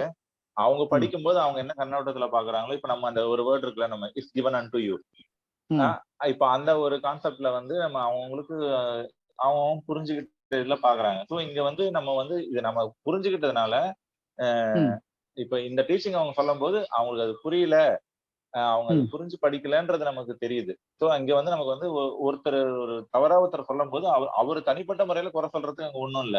அவருக்கு புரிஞ்சு அதான் அவருக்கு புரிஞ்சது அவ்வளவுதான். தேவன் ஒருத்தரை ரட்சித்தார்னா அதுல நம்ம குறை சொல்றதுக்கு ஒண்ணுமே கிடையாது. அவருக்கு அதாவது நாலேஜ் வந்து டிஃபர் ஆகலாம். ஒரு சிலர் வந்து இப்ப எல்லாருமே வந்து இதே பைபிளை தான் யூஸ் பண்றாங்க, அவங்களுக்கான புரிதல்ல அவங்க சொல்லிட்டு இருக்காங்க. ஏன்னா அவங்களுக்கு அதான் பாரம்பரியமா சொல்லப்பட்டிருக்கு, அவங்க அதுலதான் சொல்லிட்டு இருக்காங்க. அவங்க ரட்சிக்கப்பட்டிருந்தாங்கன்னா அவங்க பாடி ஆஃப் கிரைஸ்ட்ல கிறிஸ்துவனுடைய சரீரத்துல அங்கமா இருப்பாங்க. அவங்க ரட்சிக்கப்படலை, இயேசுவை விசுவாசிக்கலன்னா அவங்க அங்கத்துல இல்லாம இருப்பாங்க. அது மேற்கொண்டு வரக்கூடியது எல்லாமே வந்து ஒருத்தர் அவங்க வேதத்தை புரிந்து கொள்ளும் விதத்துலதான் இருக்கு. இன்னொன்னு தம்பி, இன்றைய நிலைமையில உங்களுக்கும் எனக்கும் இவ்வளவு கொடுக்கப்பட்டிருக்கு, புரியுதுங்களா? நாளைக்கு இன்னும் எவ்வளவு ஆண்டவர் கொடுக்குறாரோ தெரியாது. ஏன் அப்படின்னாக்கா, ஒரு 6 months முன்னாடி எனக்கும் பிரதருக்கும் இருந்த நாலேஜும் இன்னைக்கு இருக்கிற நாலேஜுக்கும் நிறைய வித்தியாசம் இருக்கு, நிறைய வித்தியாசம் இருக்கு. ஒரு வேதத்தினுடைய புரிந்து கொள்றதுல வேற லெவல்ல போயிட்டு ஆஃப்டர் தட் பிரதர் யூனிவர்சல் இது வந்த உடனே. ஒரு வருஷத்துக்கு முன்னாடி நாங்க வந்து எப்போ 19ல இருந்து நானும் பிரதரும் சேர்ந்து பைபிள் ஸ்டடி பண்ணிட்டு இருக்கோம். ஆல்மோஸ்ட் லிட்டரலி டெய்லி பண்றோம். ஒரு வாரத்துல 5 நாளாவது பண்ணுவோம் இல்லைங்களா பிரதர்? ஆமா, 5 நாளாவது பண்ணுவோம். ஆவரேஜா ஒரு 2 hours, ஐ மீன் ஒரு வருஷத்துல போட்டு பாத்தீங்கன்னாக்கா வாரத்துல 5 நாளும் ஒரு நாளைக்கு 2 hours ஆகுது மினிமம் பண்ணுவோம். உங்களோட பண்ணியிருக்கிறாங்க. ஆனாலும் ஒவ்வொரு நாளும் வந்து நமக்கு அந்த தெரிந்து கொள்ற அந்த இது எவ்வளவோ இதுவாயிட்டு வருது. இன்னொரு விஷயம் சொல்றேனே, ஆப்பிரிக்கால நான் இருக்கும்போது நிறைய ட்ரைப்ஸுக்கு ஒரே ஒரு புத்தகம் கூட பைபிள் கிடையாது அவங்க லாங்குவேஜ்ல. வெறும் மார்க் சுவிசேஷம் மட்டும் டிரான்ஸ்லேட் பண்ணி அதை பிரிண்ட் பண்ணி அதை வந்து பிரிண்ட் புக்கு கூட போடல, இது போட்டோ காப்பி எடுத்து அதை ஸ்டேப்லர் அடிச்சு கொண்டு போய் ஏரோப்ளைன்ல கொண்டு போய் கொடுத்தாக்கா அதை என்ன ஒரு டான்ஸ் ஆடி அவங்க எடுத்துக்கிட்டாங்க தெரியுங்களா? ஏன்னா அந்த வேதத்தை வந்து அவங்க லாங்குவேஜ்ல அதை டிரான்ஸ்லேட் பண்ணி அவங்களுடைய மதர் டங்ல கத்து புரிஞ்சுக்கிறாங்க. என்னது? வெறும் மார்க்கினுடைய சுவிசேஷம் தான். இப்ப அவங்களுக்கு பாடி ஆஃப் கிரைஸ்டோ இல்லாட்டி பால் இது டீச்சிங் எதுவுமே கிடையாது, தெரியாது. புரியுதுங்களா? இப்ப அவங்களுக்கு வந்து அந்த ரட்சிப்பு இருக்கு இல்லையா, அதுதான் மெயினான விஷயம். இது வந்து மேலும் மேலும் உங்களுக்கு கொடுக்கப்பட்டது. சரிங்களா? நீங்க இன்னும் எவ்வளவுக்கு எவ்வளவு ஆர்வமா தேடுறீங்களோ அவ்வளவுக்கு அவ்வளவு ஆண்டவர் கொடுக்குறாரு. சரிங்களா? அப்போ அவங்கள விட நம்ம பெரிய பாக்கியவான்களா கிடையாது. இல்ல நான் அந்த அர்த்தத்துல கேட்கல இந்த கேள்வி.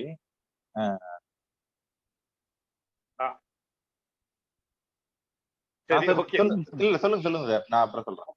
என்ன நான் சொல்ல வர்றேன் அப்படின்னாக்கா, மெயினான இஷ்யூ என்னன்னா நம்மளுடைய ரட்சிப்பு. ரெண்டாவது, ரட்சிக்கப்பட்ட பிற்பாடு தேவனை வந்து நம்ம எப்படி இன்னும் அதிகமா தெரிந்து கொள்ள முடியும் அப்படின்னாக்கா, அவரை பத்தி படிக்கும் பொழுது நமக்கு அந்த ஒரு இது வருது. இப்ப நீங்க கண்மணியை வந்து எப்படி பழக தானே உங்களுக்கு கண்மணியை புரிஞ்சிக்க முடிஞ்சது. அந்த மாதிரி நம்ம எந்த அளவுக்கு வேதத்தை வாசிச்சு அதை அவரு எக்ஸ்பிளைன் பண்ற மாதிரியான இதுல புரிஞ்சுக்கிட்டோமோ அந்த அளவுக்கு நமக்கு வந்து தேவனை குறித்த ஒரு அறிவு வருது. ஏன்னாக்கா நமக்கு வந்து இந்த ரைட் டிவிஷனுக்கு வர்றதுக்கு முன்னாடி இருந்த அண்டர்ஸ்டாண்டிங் இருந்து எவ்வளவோ கொஸ்டின்ஸ் இருந்தது, அதுக்கான பதில் கிடைக்கல. பிரதருடைய பைபிள் பாத்தீங்கன்னாக்கா கொஸ்டின் மார்க்கா போட்டிருப்பாரு. நான் எல்லாத்தையும் மனசுல வச்சுட்டு இருந்திருப்பேன். ஆனா ஒவ்வொரு பதிலுக்கும் பதில் வர வர வர இன்னும் ஆர்வமா, நான் வந்து 93ல ரட்சிக்கப்பட்டதுக்கு அப்புறமா அது ஆல்மோஸ்ட் மத்த எல்லா புக்கையும் ஒதுக்கி வச்சுட்டு வெறும் பைபிளை மட்டும் தான் படிக்கிறேன். நான் ரொம்ப வெரோஷியஸா படிக்கிறவன். ஆனா எல்லாத்தையும் ஒதுக்கி வச்சுட்டு வெறும் பைபிளை மட்டும் படிக்க ஆரம்பிச்சு அன்னைக்கு இருந்த நிலைமைக்கும் இன்னைக்கு நிலைமைக்கும் எவ்வளவு வித்தியாசம் இருக்கு. 1919க்கும் இன்னைக்கு இருந்த நிலைமைக்கு எவ்வளவு வித்தியாசம் இருக்கு. அதனால ஒவ்வொருத்தருக்கு ஒவ்வொரு தரப்பு கொடுக்கப்படுது. அதனால அது இவங்களுக்கு தப்பா புரிஞ்சுக்கிட்டாங்க. அதனால வந்து இது கிடையாது, அந்த மாதிரி ஒரு இதுவே கிடையாது. அவங்க என்னை விட மட்டும் நான் ஒஸ்தின்ற அந்த ஒரு கான்செப்ட் கிடையாது. சரிங்களா? என்ன மேட்டர் அப்படின்னாக்கா, ரட்சிக்கப்பட்டிருக்காங்களா, அவங்களுக்கு அந்த ரட்சிப்பினுடைய சுவிசேஷம் அந்த இது புரிஞ்சிருக்கா, தாங்கள் ரட்சிக்கப்பட்டிருக்கிறோன்றதை வந்து ரியலைஸ் பண்றாங்களா, நமக்காக வேண்டி இயேசு கிறிஸ்து என்ன பண்ணியிருக்கிறாருன்றதை புரிஞ்சிருக்காங்களா, அதுதான் முக்கியமான விஷயம். சரிங்களா? Okay, right brother. 7:25 ஆகுது. வேற ஏதாவது டவுட்ஸ் இருந்துச்சுன்னா கேட்டு முடிச்சலாமா? அடுத்த இது ஆரம்பிக்கிறதுக்கு முன்னாடி சார், கொலோசியர் 3ஆம் அதிகாரத்துல சொன்னீங்கல்ல சார், அதாவது நம்ம ரட்சிக்கப்பட்டிருந்தாலும் பொருளாசை, விபச்சாரம், அசுத்தம், மோகம், துரிச்சை இதெல்லாம் நம்ம உண்டு பண்ணின அவயங்களை அழித்து போடுங்கள், இவைகளை பொறுத்தே கீழ்ப்படியாமையின் பிள்ளைகள் மேல் தேவ கோபாக்கினை வரும் அப்படின்னு. ஆனால் நம்ம ரட்சிக்கப்பட்டாலும் நம்ம ஃபெலோஷிப்ல இருக்கணும், ஆண்டோட வார்த்தையில நம்ம அனுதினமும் தியானிக்கிற மாதிரி இருந்தாதான் நம்மளால வந்து ஃபுல்லா ஆண்டோட மறுபடியும் பாவத்துக்கு போகாதபடிக்கு நம்ம இருக்க முடியும்னு சொன்னீங்கல்ல சார். அதாவது நம்ம இருக்கிறது வந்து இந்த சரீரத்துலதான் இருக்கும். நம்ம இந்த புதிதாக்கப்பட்ட புதிய மனுஷனை தரித்து கொண்டீர்களே. ஆமா, சோ மனுஷனை தரிச்சுக்கிட்டீங்க, பழைய மனுஷனை கலைந்துட்டீங்க. ஆனா அவனுடைய செய்கைகளையும் சேர்த்து களையணும். அதுக்கு பூரண அறிவடையும்படிக்கு நம்ம காரியத்தை செய்யணும் புதிய மனுஷனுக்கு. இப்போ அந்த இவருக்கு இது மட்டும் ஆண்டவர் நமக்காக பாடுபட்டாரு, இது பண்ணாருன்னு சொன்னவங்க இப்ப நடுவுல கோபமோ இந்த இதுவோ அவங்களுக்கு பாவம் வந்து அவங்கள மேற்கொண்டதுன்னா அவங்க எப்படி ஏசப்பா ஜட்ஜ் பண்ணுவாங்க? இல்ல கிறிஸ்துவின் சபையிலதான் அங்கத்தினரா இருப்பாங்க, ஆனா இந்த பழைய மனுஷன் இருக்கும் பொழுது எப்படி அத அவர் நினைப்பாருன்னு கேக்குறேன். பழைய மனுஷன் இருக்க மாட்டான். பழைய மனுஷனை வந்து கிறிஸ்துவோடு கூட சிலுவையில் அரைஞ்சாச்சு. இப்ப அந்த அறிவே இல்லாதவங்களுக்கு கூட அவங்க விசுவாசிக்கும் பொழுது, உதாரணத்துக்கு நம்ம ரட்சிப்புன்னு பாக்குறோம் இல்லையா, ரட்சிக்கப்படுறதுன்னா என்னதுன்னு சொல்லிட்டு ஒரு செகண்ட் பார்த்தோம்னா நமக்கு இன்னும் புரிய ஆரம்பிக்கும். எபேசியர் 2வது அதிகாரம் எடுத்துங்க. 2ஆம் அதிகாரம். இப்ப நீங்க சொல்லுங்க, ரட்சிப்பு அப்படின்னா, நான் ரட்சிக்கப்பட்டிருக்கேன், நான் ரட்சிப்பு அப்படின்றதுக்கான அர்த்தம் என்னன்னு சொல்லுங்க. எதை வச்சு நீங்க ரட்சிக்கப்பட்டிருக்கீங்கன்னு சொல்றீங்க? ரட்சிப்புனா என்ன முதல் அதை தெளிவு பண்ணாதான் எந்த இது வருது. இல்ல, ரட்சிப்புன்றது தேவனுடைய. நான் சொல்றது ரட்சிப்புனா என்ன?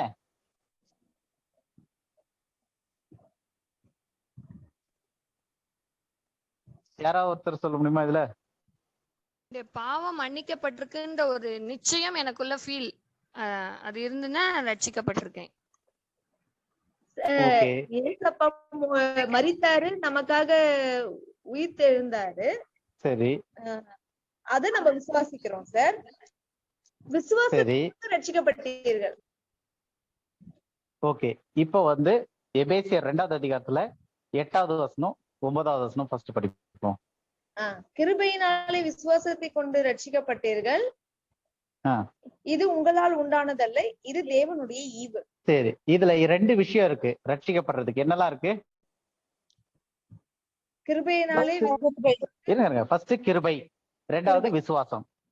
கரெக்டா? கிருபையினாலே விசுவாசத்தை கொண்டு ரட்சிக்கப்பட்டீர்கள்.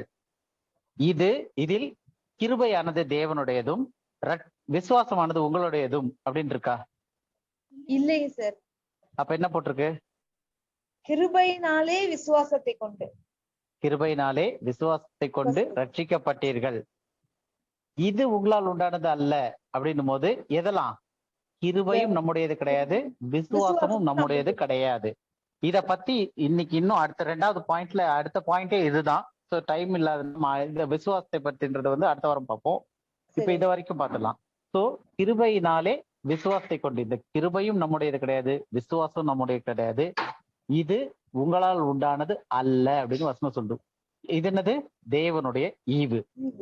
ஒருவரும் மேன்மை பாராட்டத்தக்கதா மேன்மை பாராட்டாதபடிக்கு இது கிரியைகளினாலே உண்டானது அல்ல. அப்ப இது வந்து எந்த கிரியினாலே கிடையாது, இது தேவனுடைய ஈவு. இது வந்து நம்மளால உண்டானது கிடையாது. எது? இந்த கிருபையும் விசுவாசமும், இது தேவனுடைய ஈவு. இப்ப ரட்சிப்புனா அடுத்தது என்னன்னு பார்ப்போம். முதல் வசனம் படிங்க. 2வது அதிகாரத்துல முதல் வசனம். அக்கிரமங்களிலும் பாவங்களினாலும் மரித்தவர்களாய் இருந்த உங்களை உயிர்ப்பித்தார். அக்கிரமத்திலும் பாவத்திலும் என்னவா இருந்தோம்? மரித்தவங்களா இருந்தோம். மரித்தவங்களா இருந்த நம்மள என்ன பண்ணிருக்கிறாரு? உயிர்ப்பித்திருக்கிறாரு. இப்ப அடுத்த 5வது வசனம். 5வது வசனம் படிங்க. அதுலயே அக்கிரமங்களில் மரித்தவர்களாய் இருந்த நம்மை கிறிஸ்துவுடனே கூட உயிர்ப்பித்தார். கிருபையினாலே ரட்சிக்கப்பட்டீர்கள். கிருபையினாலே ரட்சிக்கப்பட்டீர்கள். சோ முதல் வசனத்துல என்ன சொல்றாரு? அக்கிரமத்தினாலும் பாவத்தினாலும் மரித்தவர்களா இருந்த. அதை இன்னும் நம்ம என்னுடைய சைட்ல லோக்கல் லாங்குவேஜ்ல சொல்லணும்னா, அக்கிரமத்திலையும் பாவத்திலையும் செத்து போய் பொணமா கிடந்த என்ன ஆண்டவர் உயிர்த்தெழ வச்சாரு. ஓகேவா? இப்ப 5வது வசனம், அக்கிரமத்துல மரிச்சிருந்த என்ன நம்முடைய கர்த்தராகிய இயேசு கிறிஸ்துவனுடன் உயிர்ப்பித்தார். அப்ப அக்கிரமத்தின செத்து போயிருந்த என்ன இயேசு கிறிஸ்துவுடனே உயிர்ப்பித்தார். கிருபையினாலே ரட்சிக்கப்பட்டீர்கள். இந்த கிருபை என்னது? எப்படி ரட்சிக்கப்பட்டோம்? கிருபையினாலே விசுவாசத்தை கொண்டு ரட்சிக்கப்பட்டீர்கள். இது உங்கள் உண்டானதல்ல, இது தேவனுடையது. இப்ப இதுல என்ன சொல்ல வராரு அப்படின்னா, ஒரு மனுஷன் ஆதாம் பாவம் செஞ்சான். ஆதாம்குள்ளாக ஒவ்வொருத்தரும் பிறக்கும் போதே எப்படி உருவாகும் போதே எப்படி உருவாகிறோம்? பாவத்துலதான் கர்ப்பமே தரிச்சு பாவத்துலதான் வரும். அப்ப பாவத்துல இருக்கும் போது என்னவா இருக்கிறோம்? மரித்து போயிருக்கிறோம். நம்ம மாம்சத்தின்படி பிறந்திருந்தாலும் மரணத்தை நோக்கி தான் போயிட்டு இருக்கோம். சோ அக்கிரமத்திலையும் பாவத்திலையும் மரித்தவளா இருந்த நம்மளை உயிர்ப்பித்தார். இது எப்ப நடந்துச்சு? இந்த முதல் வசனம் வருது இல்லையா? இது எப்ப நடந்துச்சு? ரட்சிக்கப்படும் போது. சோ அக்கிரமத்தினாலும் பாவத்தினாலும் மரித்தவளா இருந்த நம்மளை உயிர்ப்பித்தார்ன்றதுதான் ரட்சிப்பு. ரட்சிக்கப்படும் போது இது நடந்துச்சு. அடுத்தது 5வது வசனத்துல, அக்கிரமங்களில் மரித்தவர்களா இருந்த நம்மை கிறிஸ்துவுடனே கூட உயிர்ப்பித்தார். அப்போ அவரோட மரித்திருக்கிறோம், அவரோட உயிர்த்திருக்கிறோம். இது வந்து எப்ப நடந்துச்சு? ரட்சிக்கப்படும் போது. எப்படி நடந்துச்சு? கிருபையினாலே ரட்சிக்கப்பட்டீர்கள். இது உங்களால் உண்டானதல்ல, இது தேவனுடைய. அப்போ இப்ப நமக்கு புரிஞ்சிருக்க வேண்டியது என்னன்னா, ரட்சிப்புனா என்ன அப்படின்னா, மரித்து கிடந்த நம்மளை உயிரடைய வைக்கிறது தான் என்னது? ரட்சிப்பு. இதுல வந்து 2 விஷயம் செயல்படுது. ஒண்ணு தேவனுடைய கிருபை, இன்னொன்னு இயேசு கிறிஸ்துவனுடைய விசுவாசம். சோ இது 2மே நம்மளால் உண்டானது அல்ல, இது 2மே தேவனுடைய ஈவு. சோ இப்ப அடுத்து என்னுடைய கேள்வி, மரித்திருக்கிறவங்க இருக்காங்க இல்லையா, டெட் பாடி போனோம். அந்த மரித்தவர்கள் யாராவது தங்களுக்கு தலையில சொறி எடுக்குதுன்னு தானா சொரிஞ்சுக்க முடியுமா? இல்ல கையை தூக்க முடியுமா? காலை தூக்க முடியுமா? முடியாது. எழுச்சி இப்படி உட்கார வைக்கணும், சேர்ல உட்கார வைக்கணும்னா கூட மரித்தவர்களை 4 பேர் சேர்ந்தா தூக்கி உட்கார வைக்கணும். அப்ப மரித்தவர்களால எதுவுமே செய்ய முடியாது. கரெக்டா? அப்ப மரித்தவர்கள் விசுவாசிக்க முடியுமா தேவன் மீது? பாவத்துல மரிச்சிருக்கிற ஒருத்தர் பரிசுத்தமான தேவனை நான் விசுவாசிக்கிறேன், இந்த விசுவாசம் என்னுடையது, ஆண்டவரே என்னுடைய விசுவாசத்தை ஏற்றுக்கொண்டு என்னை ரட்சிங்க அப்படின்னு சொல்லிட்டு ஒரு பாவத்துல மரித்திருக்க ஒருத்தர் பரிசுத்த தேவனை பார்த்து விசுவாசிக்க முடியுமா? வாய்ப்பு இருக்கா? முடியாது சார். முடியாது. ஏன்? மரித்திருக்கு. மரித்த பணம் ஒண்ணுமே செய்ய முடியாது. அப்போ ஒரு பணத்தை வந்து ஒருத்தர் தூக்கி உட்கார வைக்கணும் அப்படின்னா அந்த பணம் உட்கார்ந்த போஸ்க்கு இருக்க வாய்ப்பு இருக்கு. ஆனா அதை படுத்திருக்க போஸ்ட்ல இருந்து தூக்கி உட்கார வைக்கணும்னா யாராவது வெளியே இருந்து வந்து செய்யணும். கரெக்டா? அப்போ உலகத்துல ஏகமாய் எல்லாரும் வந்து பாவத்துல மரித்திருக்கிறோம். ஏன்? எல்லாரும் ஆதாமுடைய பிள்ளைகளா இருக்கிறனால எல்லாருமே நம்ம பாவத்திலேயே கர்ப்பம் தெரிவித்து பாவத்துல மரித்தே தான் வந்திருக்கும். அப்ப தேவன் எவர்களை முன்குறித்தாரோ, உலக தோற்றத்துக்கு முன்பாடி முன்குறித்துன்னு 1வது அதிகாரத்துல படிச்சோம் இல்லையா? இது 2வது அதிகாரத்துல அதனுடைய கண்டினியூட்டி. சோ முதல் அதிகாரத்துல படிச்ச மாதிரி தன்னுடைய மகிமையின் புகழ்ச்சிக்காக யாரெல்லாம் உலக தோற்றத்திற்கு முன்னாடி முன்குறித்தாரோ அவர்களை இயேசு கிறிஸ்துவனுடைய ரத்தத்தினால தம்முடைய கிருபையின் ஐஸ்வர்யத்தினால ரட்சித்து, எப்படி ரட்சிக்கிறாரு? அக்கிரமத்துல மரிச்சு போன பொணத்தை உயிரோட எழுப்புறாரு. எப்படி எழுப்புறாரு? அவருடைய கிருபையினாலையும் அவருடைய விசுவாசத்தினாலையும் எழுப்புறாரு. இப்ப இதுல உங்களுடைய பங்கு ஏதாவது இருக்கா? எதுவுமே இல்ல சார். எதுவுமே இல்ல. ஆனா இப்ப நீங்க உயிர் தெழுறீங்க. உயிர் தெழுந்த பிறகு அந்த உயிர் தெழ வைக்கிறது இயேசு கிறிஸ்து. அப்ப நான் முயற்சி பண்ணி நான் விசுவாசிக்கல. விசுவாசம் என்னோட இது கிடையாது. நான் பொணமா இருந்தேன். அப்ப ரட்சிப்புன்றதே நான் இயேசுவை விசுவாசிக்கிறேன்றது ரட்சிப்பு கிடையாது. இல்ல அவர் என் பாவத்தை மன்னிச்சார்ன்றது ரட்சிப்பு கிடையாது. நான் பொணமா இருந்தேன், என்ன உயிரோட ஆக்குனார்ன்ற அந்த இன்சிடென்ட் இருக்கு இல்லையா, அது ரட்சிப்பு. அப்ப எந்தெந்த பொணத்தெல்லாம் உயிரடை செய்யணும் அப்படின்றது பொணம் முடிவு பண்ணுமா இல்ல எழுப்புறவர் முடிவு பண்ணுவாரா? எழுப்புறவர் தான் சார் முடிவு பண்ணுவாரு. ஏன்னா பொணம் முடிவு பண்ண முடியாது. அப்போ அததான் நம்ம 1வது அதிகாரத்துல பார்த்தோம், எவர்களை முன்குறித்தாரோ. தீத்துல பார்த்தோம், எவர்களுக்கு அருளப்பட்டுச்சோ அவர்கள் பவுல்ல இருந்து வராங்கன்னு சொல்லிட்டு. அப்ப எவர்களுக்கு அளிக்கப்பட்டுருச்சு, எவர்களை முன்குறித்தாரோ, எவர்களை உலக தோற்றத்துக்கு முன்னாடி தன்னுடைய பிள்ளையார் முடி செஞ்சாரோ அவர்களை ஏற்ற காலத்துல அவரு உயிரடை செய்யறாரு. இப்ப நான் பொணமா இருந்தேன், கிருபையினாலே விசுவாசத்தை கொண்டு உயிரடைஞ்சிட்டேன். உயிரடைஞ்சது எனக்கு ரட்சிப்பாயிருச்சு. இப்ப ரட்சிக்கப்பட்ட பிறகு நான் என்னவாயிட்டேன்? கிறிஸ்துவினுடைய சரீரமாகிய சபையில அங்கமாயிட்டேன். அப்ப இதுக்கப்புறம் என்னுடைய பங்கு என்ன அப்படின்னு கேட்டா, இப்ப நான் உயிருள்ள ஆளு. யாரோட கூட உயிர்ப்பிக்கப்பட்டிருக்கேன்? 5வது வசனத்துல கிறிஸ்துவுடனே கூட உயிர்ப்பித்தார். அப்ப கிறிஸ்துவுடனே கூட உயிர்ப்பித்த பிறகு எனக்கு ஜீவனுள்ள ஆவி எனக்குள்ள வந்துருச்சு. இதுக்கப்புறம் நான் விசுவாசிக்க முடியுமா? இல்ல சார். பணமா இருக்க வரைக்கும் விசுவாசிக்க முடியாது. கரெக்டா? பணமா இருக்க வரைக்கும் விசுவாசிக்க முடியாது. தேவன் எனக்கு உயிர் கொடுத்துறதா ரட்சிப்பின் ப்ராசஸ். அந்த ரட்சிக்கப்பட்ட பிறகு என்னால விசுவாசிக்க முடியுமா? முடியும் சார். நான் விசுவாசிக்கலனாலும் என்னது, நான் என்னல இருக்கிறேன்? உயிரடைய வச்சிட்டாருனா நான் கிறிஸ்துவனுடைய சரீரமாகிய சபையில இருக்கிறேன். அப்போ நான் உயிர் அடைஞ்சாலும், உயிர் அடைஞ்சிட்டேன் அப்படின்னும் போது, மரணத்துல இருந்து உயிர் தெழுந்திருக்கிறேன் அப்படின்னும் போது, கிறிஸ்துவனே கூட உயிர் தெழுந்தும் போது நான் ரட்சிக்கப்பட்டுட்டேன்.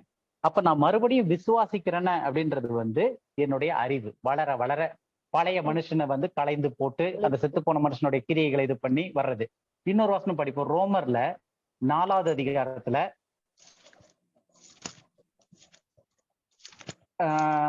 5வது வசனம். 4வது அதிகாரத்துல 5வது வசனம். ஒருவன் கிரியை செய்யாமல் பாவியை நீதிமானாக்குகிறவனிடத்தில் விசுவாசம் வைக்கிறவனாய் இருந்தால் அவனுடைய விசுவாசமே அவனுக்கு நீதியாக எண்ணப்படும். ஓகே. ஒருவன் கிரியை செய்யாமல் பாவியை நீதிமானாக்குகிறவரிடத்தில் விசுவாசம் வைக்கிறவனாய் இருந்தால், அப்ப இந்த பாவியை நீதிமானாக்குகிறவர்ன்றது இயேசு கிறிஸ்து. இயேசு கிறிஸ்து மேல விசுவாசம் வைக்கிறவனாய் இருந்தால் அப்படின்னும் போது யார் இயேசு கிறிஸ்து மேல விசுவாசம் வைக்க முடியும்?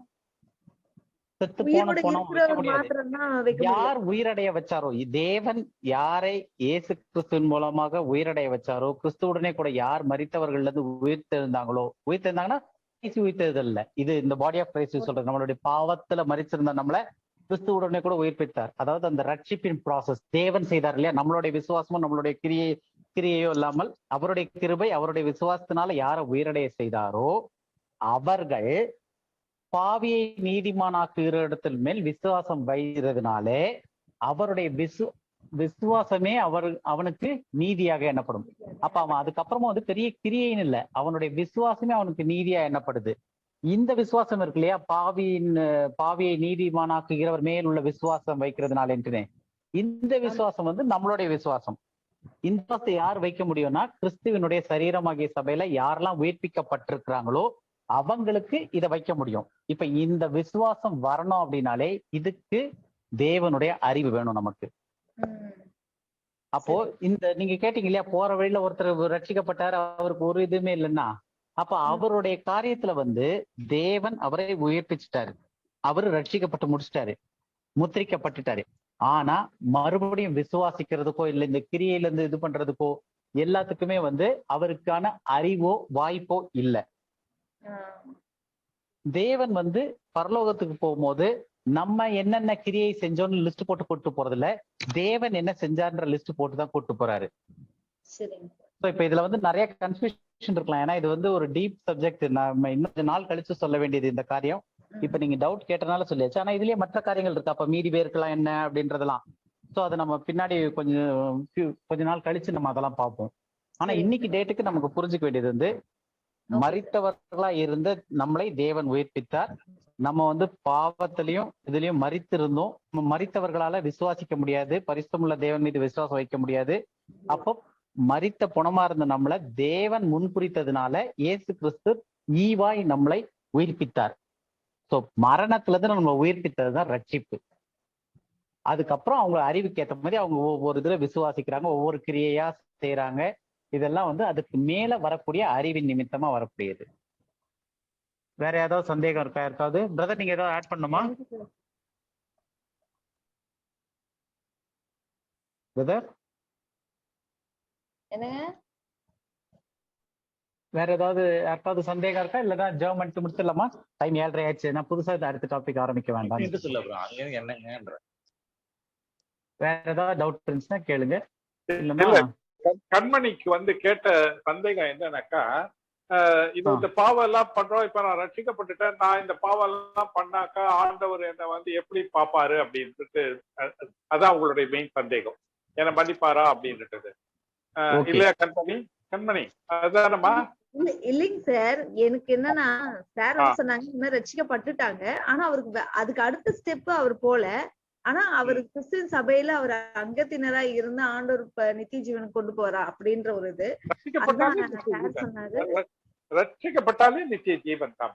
ரட்சிப்பே அந்த உயிர்ப்பிச்சுட்டாங்களே, இது மரிச்ச நம்பர் உயிர்ப்பிச்சுட்டாரு.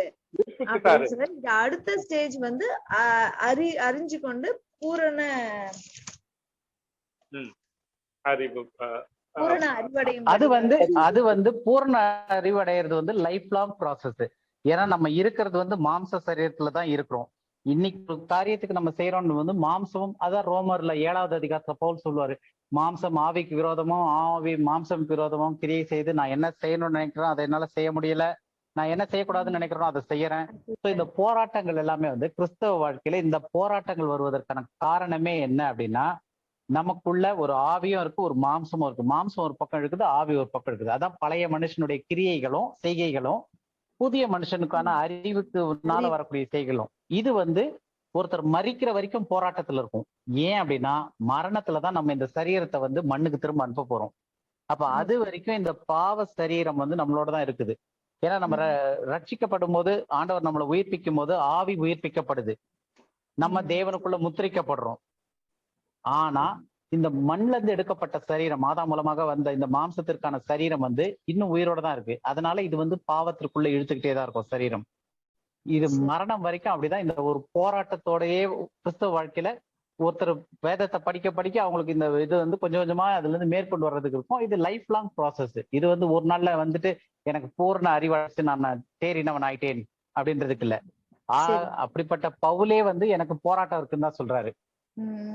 புரியுதா? இது வந்து லைஃப் லாங் ப்ராசஸ். இந்த இது இதை வச்சு தேவன் ஒருத்தரை ஜட்ஜ் பண்றது இல்லை. ஆனா தேவன் வந்து நம்மளை எப்படி பாக்குறாரு, அதாவது ஒருத்தர் மரித்திருந்த ஒருத்தரை தேவன் உயிரடை செஞ்சு ரட்சிக்கப்பட வச்சிட்டாருன்னா தேவன் அவர் எப்படி பாக்குறாருன்னா 2 கொரிந்தியர் 5:21.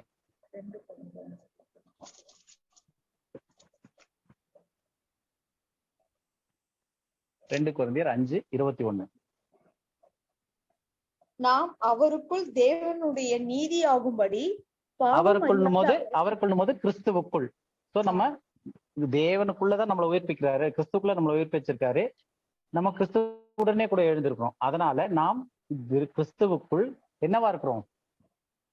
தேவனுடைய நீதியா இருக்கு. நீதியாகும்படிக்கு பாவமறியாத அவரை நமக்காக பாவமாக்கினார். யாரு தேவனுடைய நீதியா இருக்காங்கம்மா? கிறிஸ்து தான் சார் நீதி. அவரு நமக்காக பாவமானதுனால நம்மள வசனத்துல யாரு வந்து தேவனுடைய நீதியா இருக்கிறாங்க? யாராவது ஒருத்தர் பேர் சொல்ல முடியுமாப்பா? நானு. Very good. அப்போ வசதி வந்து தேவனுடைய நீதி. வேற யாராவது இருக்காங்களா இந்த மீட்டிங்ல தேவனுடைய நீதியா இருக்கவங்க? இருக்காங்க. Very good, very good. கண்மணி, ஹலோ சார். இப்ப பாத்தீங்க அந்த வசனத்தை யாரு தேவனுடைய நீதியா இருக்கிறாங்கப்பா? ஏசாமியா கண்மணியா? கண்மணி தான் சார். Very good. ஓகே. அப்போ தேவன் வந்து கண்மணி பார்க்கும்போது ஒரு பாவியா பாக்குறாரா இல்ல ஒரு நீதிமானா பாக்குறாரா? இல்ல சார், இயேசு கிறிஸ்து வழியா நம்மள பாக்குறதுனால நீதியா தான் சார் பாப்பாரு. நீதியா பாக்குறாரு. நீதி யாருடைய நீதியா பாக்குறாருமா? ஏசப்பாவோட நீதியா பாக்குறாரு சார். ஒரு வசனம் என்ன சொல்லுது? நாம் அவருக்குள் தேவனுடைய நீதியாகும்படி யாருடைய நீதியாகும்படி? தேவனுடைய நீதியாகும்படி. இயேசு கிறிஸ்துவோட நீதி இல்ல, இயேசு கிறிஸ்து மூலமாக இயேசு கிறிஸ்துவுக்குள் கண்மணி தேவனுடைய நீதி ஆயிட்டாங்க. ஏன் நான் இதை இன்சிஸ்ட் பண்ணி சொல்றேன்னாக்கா, நானும் உன்ன மாதிரி தான் தடுமாறிட்டு இருந்தப்போ ரொம்ப நாளைக்கு முன்னாடி நானும் பிரதரும் டிஸ்கஸ் பண்ணும்போதுதான் இது வந்து எனக்கு உதைச்சது. உதயமான மாதிரி ஞாபகம் இருக்கா பிரதர்? ஆமாமா. இப்ப இதுல வந்து தேவன் வந்து நம்மளை பார்க்கும்போது நம்மளை வந்து பாவியா பாக்குறது இல்ல, தேவனோட நீதியாவே நம்மளை பாக்குறாரு. ஒரு விஷயம். ரெண்டாவது விஷயம், தேவனுடைய நீதியா பார்ப்பதற்கு நம்ம ஏதாவது செஞ்ச நீதி காரணமா இல்ல இயேசு கிறிஸ்து நமக்காக பாவமானது காரணமா? இயேசு கிறிஸ்து நமக்காக பாவமானதுதான் சார் காரணம். அதுதான் காரணம். அப்போ நாம் செய்த நீதி நிமித்தம் அவர் நம்மை ரட்சியாமல் அப்படின்னு இருக்கு. அப்ப நம்ம செஞ்ச நீதியின் கிரியையோ இதுவோ அந்த இதை வச்சு தேவன் பாக்குறதே கிடையாது. அவருடைய நீதி வந்து பர்ஃபெக்ட் நீதி. இப்ப அந்த நீதி கூட நம்ம என்னதான் நீதி செஞ்சாலும் அது வந்து ஈக்குவல் ஆகாது. இது ஒரு பெரிய ரகசியம். இது எதுக்காக வருது அப்படின்னா, நம்ம காஸ்பல்ஸ் பார்க்கும்போது படிச்சிருப்போம், லிட்டில் ஃப்ளாக்னு ஒரு கும்பல், அவர்களுடைய நீதி வந்து பரிசேயர் சதுசேயர் நீதியை காட்டிலும் அதிகமான நீதி, இல்லாட்டி அவங்க தேவனுடைய ராஜ்யத்தில் பிரவேசிக்க மாட்டார்கள் இருக்கும். அதை நம்ம பார்த்திருக்கோம். அப்ப அவர்களுடைய நீதி வந்து ஒரு கம்பேரிட்டிவ்லி பரிசேயர் சதுசேயர் நீதியை விட கூட இருக்கணும் அப்படின்னு சொல்லி பைபிள் சொல்லுது. ஏன் அப்படின்னா அவர்கள்லாம் மனவாட்டி சேர்றாங்க. இப்ப நம்ம வந்து தேவனுடைய சரீரமாகிய சபைனும் போது தலையும் சரீரமும் ஒன்னா இருக்கு. அப்போ நம்மளுடைய நீதி வந்து எல்லாருடைய நீதியுமே குறை உள்ளது. அப்ப தேவனுடைய உடம்பா நம்ம மாறணும், இந்த இயேசு கிறிஸ்துவனுடைய உடம்பா மாறணும் அப்படின்னும் போது அதுக்கு வந்து பர்ஃபெக்ட் நீதி தேவை. அது எந்த மண்ணாலையும் செய்ய முடியாது. அதனாலதான் நமக்கு தேவனுடைய நீதியே வைக்கப்பட்டிருக்கு. அப்ப நம்மள தேவன் பார்க்கும்போது எப்படி பாக்குறாரு? அவருடைய நீதியாவே நம்மள பாக்குறாரு. புரியுதா உங்களுக்கு? Okay sir. Right, okay. I think 8 மணி ஆகும். 7:45 ஆயிடுச்சு பிரதர். பிரேயர் பண்ணிட்டு முடிச்சிடலாம்னு நினைக்கிறேன். நம்ம பிரேயர் பண்ண போறாங்க. நெக்ஸ்ட் வீக் இதுல கண்டினியூ.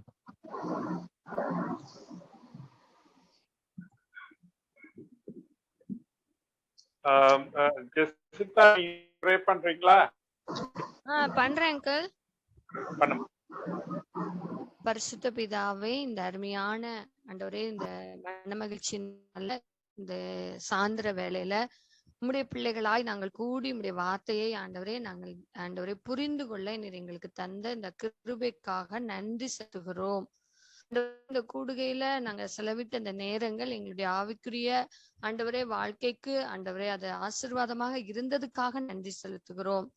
நாங்கள் ஆண்டவரை பெற்றுக்கொண்ட அந்த நாலேஜ ஆண்டவரே நாங்க அப்ளை பண்ண அதை ஆண்டவரே இன்னும் நாங்க அதுல வளர நீர் எங்களுக்கு உதவி செய்யும்.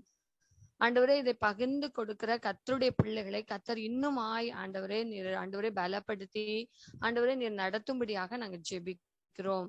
இந்த ஃபெலோஷிப்ல இருக்க ஒவ்வொரு குடும்பத்தையும் ஆண்டுடைய கரத்தில் நாங்கள் ஒப்பு கொடுக்கிறோம். இன்னும் உம்முடைய ஆண்டவரே ரகசியத்தின் ஆழங்களை புரிந்து கொள்ள ஆண்டவரே அதற்கு ஏற்ற அறிவையும் பக்குவத்தையும் எங்கள் ஒவ்வொருவருக்கும் நீர் தர வேண்டும் என்று சொல்லி நாங்கள் ஜெபிக்கிறோம். வேத வாக்கியங்களை ஆராய்ந்து பாருங்கள், அவைகளால் உங்களுக்கு நித்திய ஜீவன் உண்டென்று எண்ணுகிறீர்களேன்னு எழுதியிருக்கிறபடி நாங்க தொடர்ந்து ஆர்வம் உள்ளவர்களாய் வாஞ்சையுள்ளவர்களாய் அதிகமாய் உடைய வார்த்தையை ஆண்டவரே நாங்கள் சுவாசிக்க நீர் எங்களுக்கு உதவி செய்யும். இந்த வேலைக்காக நன்றி செலுத்துகிறோம். மீண்டும் நாங்கள் ஆண்டவரே இந்த ஆன்லைன்ல கூடும் வரையும் உங்களுடைய கிருபை எங்களோட இருக்கட்டும். எங்கள் ஒவ்வொருவரையும் நீர் பாதுகாத்து கொள்ளும். நீர் எங்களை எவ்வளவாய் ஆண்டவரே உயர்ந்தவர்களாய் வைத்திருக்கிறீர் என்பதை நாங்கள் ஆண்டவரே நன்றியோடு நாங்கள் அதை அக்செப்ட் பண்ணிக்கிறோம்ப்பா. நன்றி செலுத்துறோம். இயேசு என்னும் நாமத்தில் ஜெபிக்கிறோம் எங்கள் நல்ல பிதாவே. ஆமென்.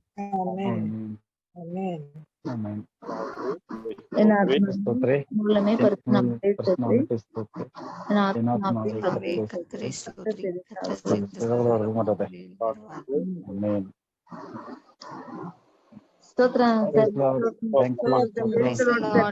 சார்.